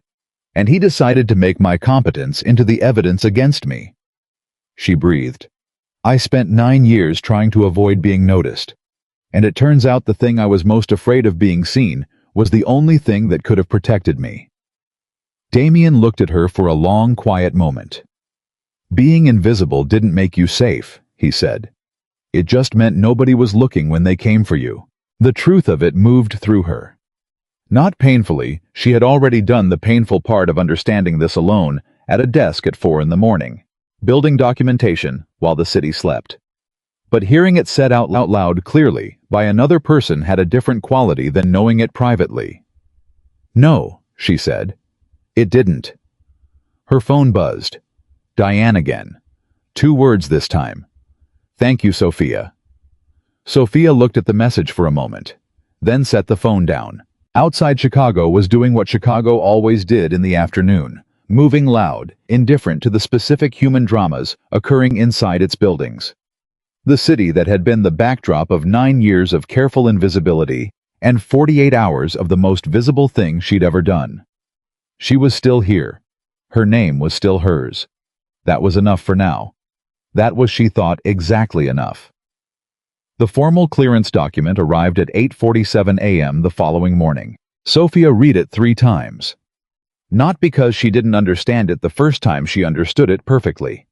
The first time every legal clause, every formal restatement of the evidence attribution, every line that removed her name from the fraud documentation and replaced it with the accurate record. She read it 3 times because she had spent 11 weeks building toward this piece of paper, and she wanted to feel the full weight of what it meant before she moved on from it. Her name, clean, on the record, through official channels. Not a quiet internal correction. Not a behind closed doors arrangement.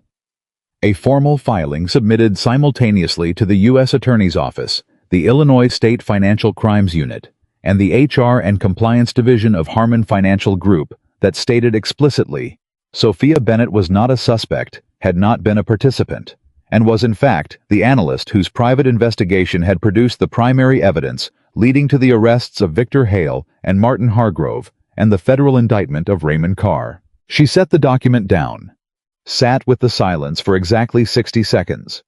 Then she got up, got dressed not in an oversized hoodie, not in the armor she'd worn for 9 years, but in a clean dark blazer she'd had in the back of her closet for 2 years, with the tags still on it.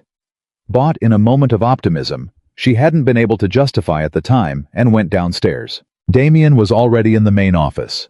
He was on the phone when she came in, and he looked at her when she entered, looked at her the way he'd been looking at her since the first night, with the particular directness of someone who didn't perform attention, but simply paid it, and finished his call in 2 sentences. The document came, she said. I know. I received confirmation 20 minutes ago. He looked at her, at the blazer, at the way she was standing.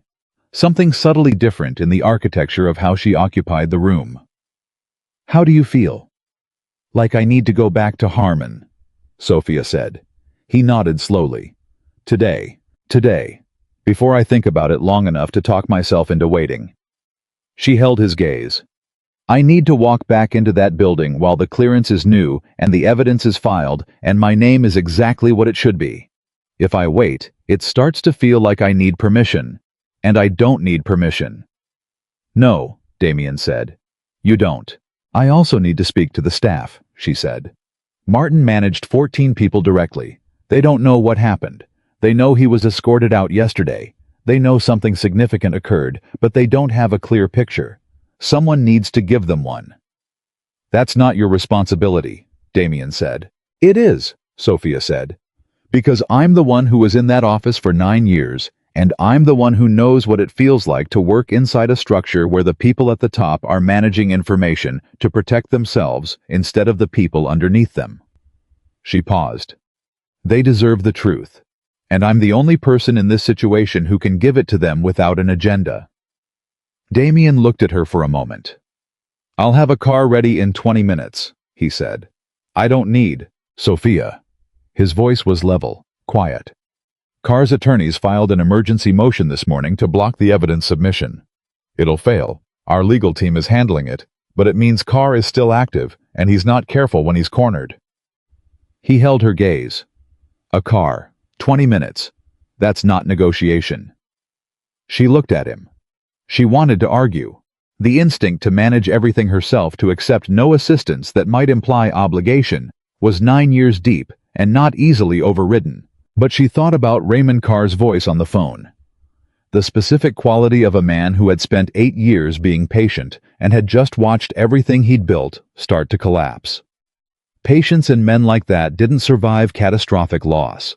It curdled into something faster and less considered. 20 minutes, she said.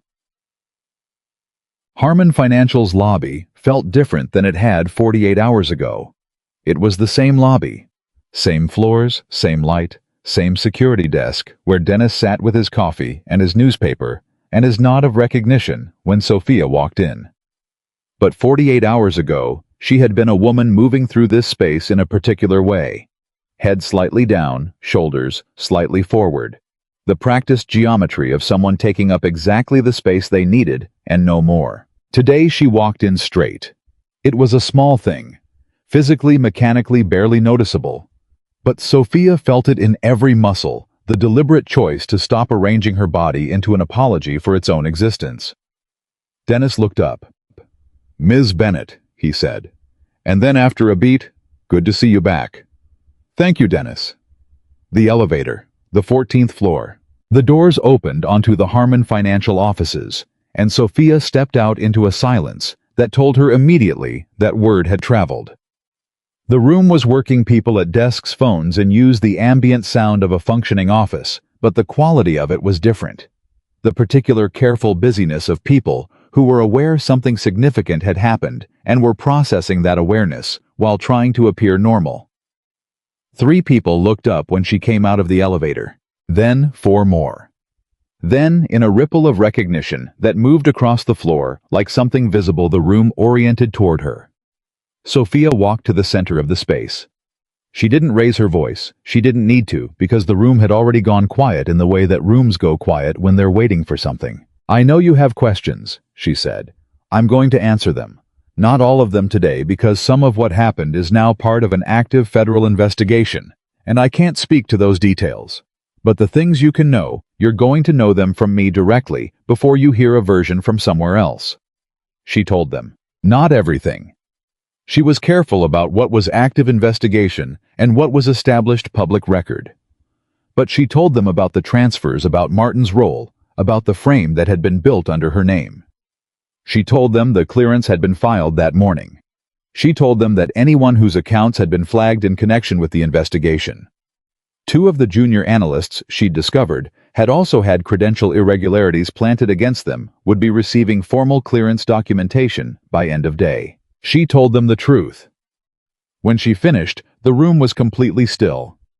Then Diane Chen, who was standing near the IT station with her arms crossed and her eyes wet, said, "We knew it wasn't you." Sofia looked at her. "Some of us knew," Diane said. "We talked about it after Martin left. Nobody wanted to say it out loud while Martin was still here because he had files on half the people in this room." She uncrossed her arms. "But we knew." Sofia didn't trust herself to respond to that immediately. She filed it, felt it, and moved on because standing in the center of this room and crying was not what she was here to do. "Thank you," she said simply. "For the logs, for answering the phone." Diane nodded, once, firmly. The nod of a woman who had made a difficult decision and was at peace with it. Sofia went to her desk. She sat down in the chair that had been hers for 9 years. She looked at the same surface, the same monitor, the same view of the Chicago skyline through the window that she'd looked at through 1,000 late nights. Everything the same, everything completely different. She opened her laptop and went back to work. At 11 that morning, her desk phone rang. The number was the main line for Harmon Financial's executive suite, a floor above her, a space she had been in exactly twice in 9 years. She answered. "Ms. Bennett." A woman's voice. Crisp, efficient, with the particular cadence of someone who spent her days managing the schedules of important people. "Mr. Harmon would like to see you at your earliest convenience." Gerald Harmon, the founder. The man whose name was on the building, whose face appeared in the lobby portrait gallery, who had been, as far as Sofia could tell, largely unaware of anything Martin Hargrove had been doing for the past several years. "I'm available now," Sofia said. She was upstairs in 4 minutes. Gerald Harmon was 71 years old and had the specific quality of a man who had built something real and knew what that had cost him. He stood when she came in, genuinely stood, not as a performance but as a reflex, and shook her hand with the firm grip of someone who still meant it. "Sit down, Ms. Bennett," he said. She sat. He sat across from her, not behind his desk beside it, on the same side of the room in the arrangement that meant this was a conversation rather than a meeting. "I've read everything," he said. "The clearance filing, the investigation summary, the documentation you produced." He paused. "I want to say something to you, and I want to say it directly without corporate language, because I don't think corporate language is appropriate for what I need to say." Sofia waited. "I have run this firm for 38 years, Gerald Harmon said. "And in 38 years, I have never had an employee demonstrate the combination of skill, integrity, and courage that you demonstrated over the past 11 weeks. He paused. "I also have to acknowledge that this firm failed you. Martin Hargrove used his position to suppress your initial report, to underpay you, to document you falsely, and to feed information about your activities to a criminal operation. That happened inside my company on my watch, and I did not see it. The directness of it, the complete absence of defensive qualification, caught Sofia off guard. "I'm not asking for your forgiveness," Harmon continued. "I'm asking for the opportunity to make a structural correction." He looked at her steadily. "Martin's position is vacant. The role has been vacant since yesterday. I'd like to offer it to you." Sofia looked at him. "Senior Director of Financial Compliance and Risk Analysis," he said. "Full authority over the compliance function, reporting directly to me. Salary corrected to market rate." "The rate. I should tell you that should have been your rate for the past 4 years, based on your contribution and your colleagues' compensation." He paused. "And a formal record created that names you as the analyst responsible for uncovering the largest internal fraud in this firm's history. Not quietly, not internally on the record." Sofia was quiet for a long moment. She had not expected this. She had expected a conversation about the investigation, about next steps, about managing the firm's public positioning in the wake of what had happened. She had not expected to be sitting across from Gerald Harmon while he offered her Martin's job. "I need to ask you something," she said. "Yes, the salary discrepancy. The false documentation Martin built against me. The way my initial fraud flag was suppressed." She held his gaze. "You said these things happened on your watch and you didn't see them. I want to understand how." She paused. "Because I need to know whether this firm has a structural problem with how it treats people who find things, or whether this was specific to Martin. Harmon was quiet for a moment. Both, he said. It was Martin, and it was also a structural problem that allowed Martin to operate without sufficient oversight. He held her gaze. Which is why I need someone in the compliance role who understands both the financial architecture and the human architecture. Someone who knows what it looks like when a system is being used to protect itself rather than the people inside it. Sofia thought about that. She thought about 9 years of watching systems protect themselves. The salary suppression, the false documentation, the way her fraud flag had been immediately routed to the person committing the fraud. All of it had been possible because the structure was designed for Martin to manage, not for the people underneath him to be protected. If I take this role, she said, I need full autonomy over compliance reporting.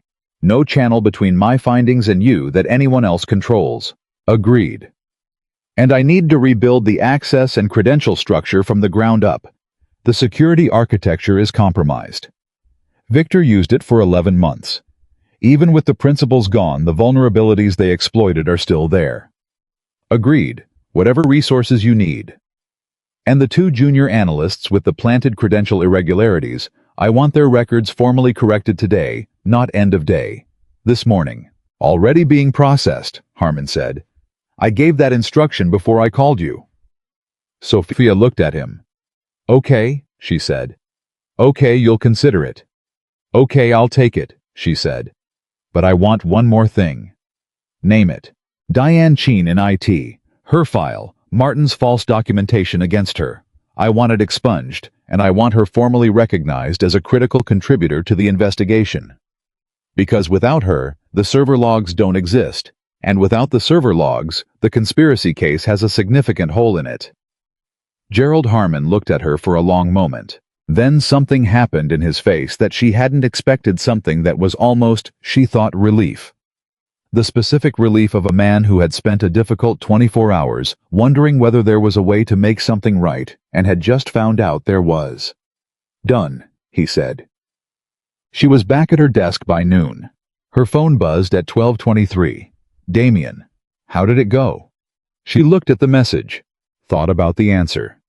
Typed, I have a new title and a corrected salary. Structural reforms starting Monday. Diane Cheen is formally recognized. A pause. Then, and how are you? She looked at the question on her screen. It was such a simple question. 4 words.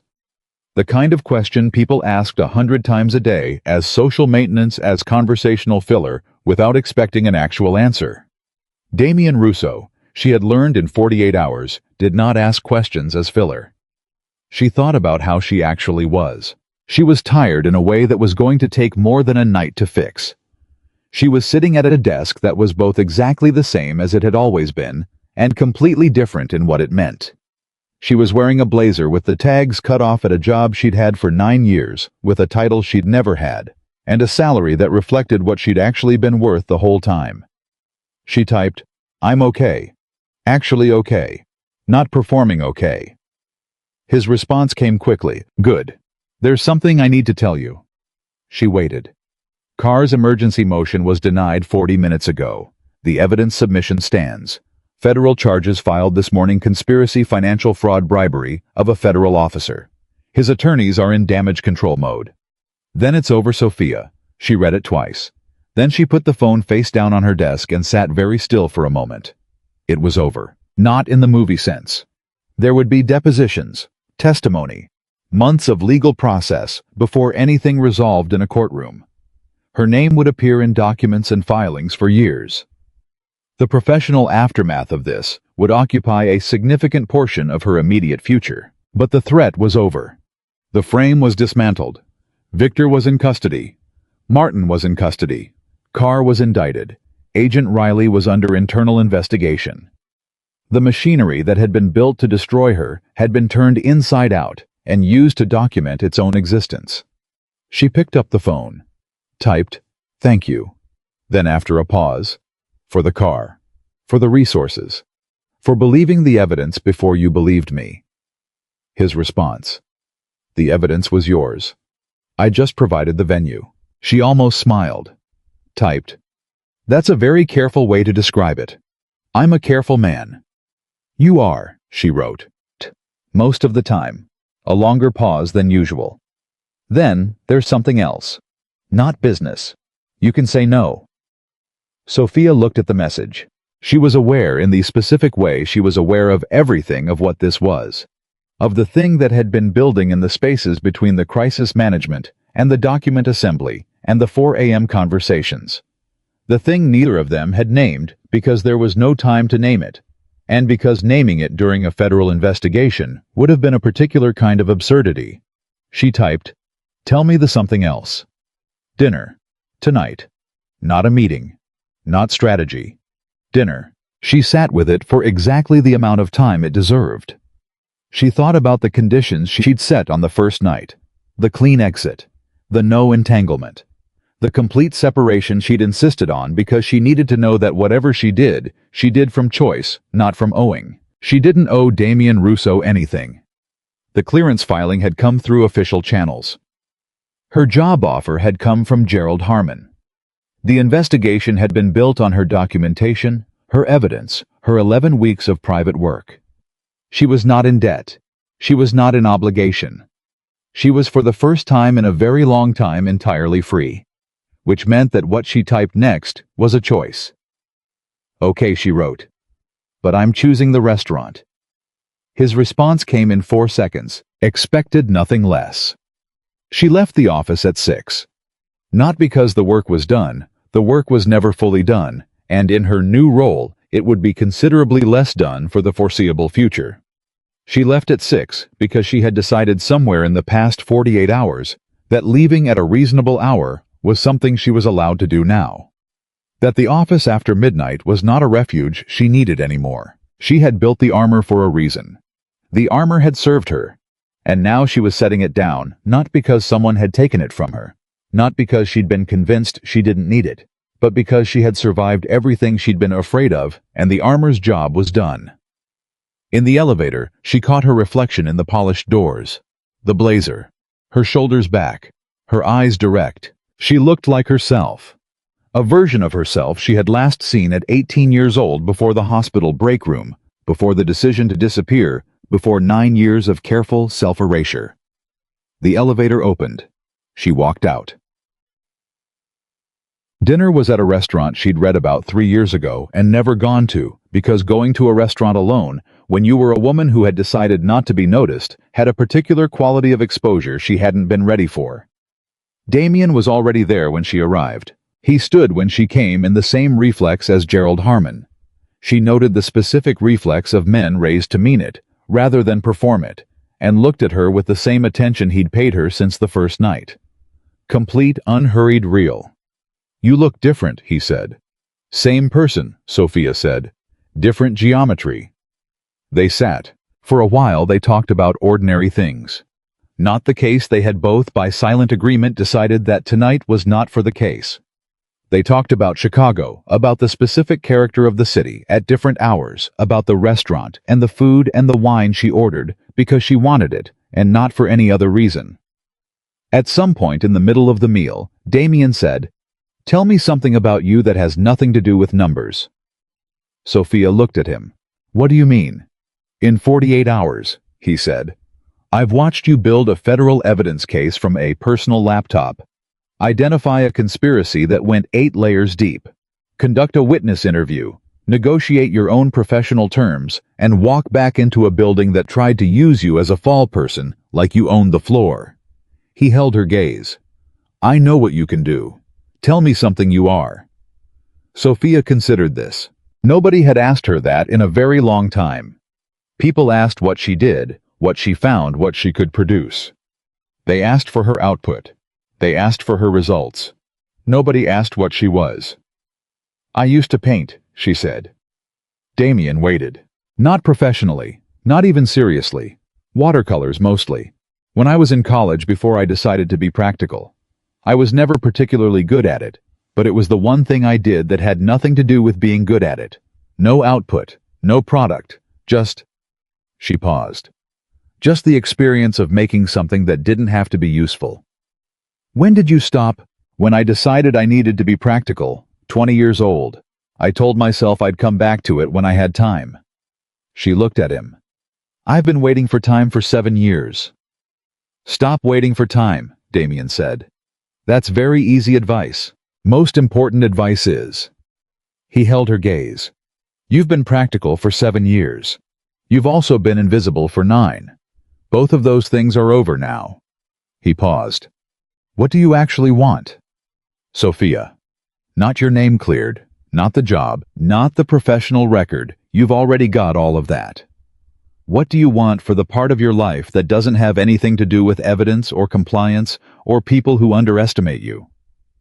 The question sat in the air between them. She thought about it honestly. Not the automatic answer, not the careful answer, not the answer that protected her from wanting something she might not get. To stop eating lunch at my desk, she said. To go somewhere warm in February instead of pretending I'm too busy to take a week. To not arrange my entire existence around the needs of people who never noticed I was doing it. She paused. To buy watercolors. Damien looked at her. Start there, he said. The watercolors. She almost laughed. Not quite, but almost. You're surprisingly uncomplicated for a man with your reputation, she said. I'm extremely complicated, he said. I'm just direct about what matters. What matters to you? She asked. Not the organization, not the legal situation. What matters to you in the part that has nothing to do with Russo Holdings?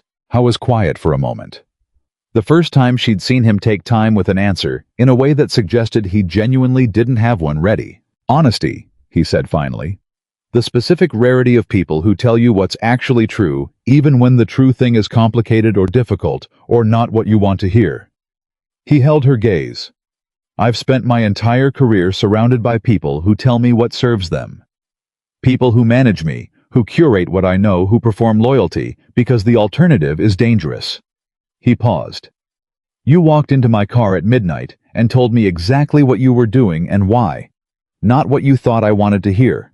The truth. I told you I was doing it for myself, Sofia said. That wasn't exactly flattering. It was the most honest thing anyone had said to me in years, Damien said. And you said it while you were still deciding whether I was a threat. A pause. That's not nothing. That's everything. Sofia looked at him. She had spent 9 years in the company of people who had looked at her and seen the surface. The hoodie. The downcast eyes. The quiet lunch. The woman who didn't complain and didn't ask for more and didn't draw attention. They had seen exactly what she'd constructed for them to see, and they had accepted it as the whole of her, and it had been not comfortable exactly, but predictable. Safe in the particular way that invisibility is safe. This man had looked at her computer screen before he'd looked at her face. He had seen what she could do before he'd seen what she chose to show. And in the 48 hours, since he had not once asked her to be smaller, quieter, more manageable, less direct. He had not once treated her capability as something to be supervised rather than deployed. He had, without making a performance of it, simply treated her as the person she actually was. I'm going to say something, she said, and I want you to hear it without reading anything into it that I haven't put there. Go ahead. I don't know what this is, she said. Whatever this. I'm not good at this under normal circumstances, and my circumstances have been unusual for 48 hours, and I have approximately 0 experience with dinner in a nice restaurant, because I spent 9 years not going to dinner in nice restaurants. She held his gaze. But I'm not leaving tonight to protect myself from it. I'm not going to manufacture a reason to keep this at a distance because it's unfamiliar, or because I'm used to managing everything alone, or because being wanted by someone seems like a vulnerability I can't afford, she breathed. I'm saying yes to whatever this is, not because I owe you, not because I'm afraid of what happens if I say no, because I want to. She paused. That's the only reason I'm allowed to say yes to anything from now on. Because I want to. Damien Russo looked at her across the table, and something happened in his face that she hadn't seen in 48 hours of watching him manage crises and read documentation and perform composure at a department meeting while knowing his second-in-command had been dismantling his organization from the inside. Something uncomplicated. Something that looked a great deal like relief. Okay, he said. Just that. No performance. No grand gesture. No declaration. Okay. Sofia picked up her wine glass. I'm still choosing the restaurant next time, she said. I expected that too, he said. 3 months later. Sofia Bennett sat at a desk that was now officially hers. Senior Director of Financial Compliance and Risk Analysis. Her name on the door. Her authority over the compliance function. Complete and documented her salary. Salary the number it had always deserved to be. The structural reforms she'd designed were 6 weeks into implementation. The access and credential architecture had been rebuilt from the ground up. Diane Chen was now Associate Director of Information Security, a title that came with a salary correction of her own and a formal letter of commendation that lived in her permanent file. The depositions in the Victor Hale and Raymond Carr cases were ongoing. Sofia had given her own testimony 3 weeks ago, 4 hours precise and complete, every number correct, every timeline accurate. The prosecutor had told her afterward that she was the most effective financial witness he had worked with in 20 years of prosecution. She had thanked him and gone back to work. The watercolors were on the windowsill of her apartment. She was not good at it. She was not trying to be good at it. She painted on Saturday mornings with the particular pleasure of someone doing something purely because they wanted to, and it was the most important hour of her week.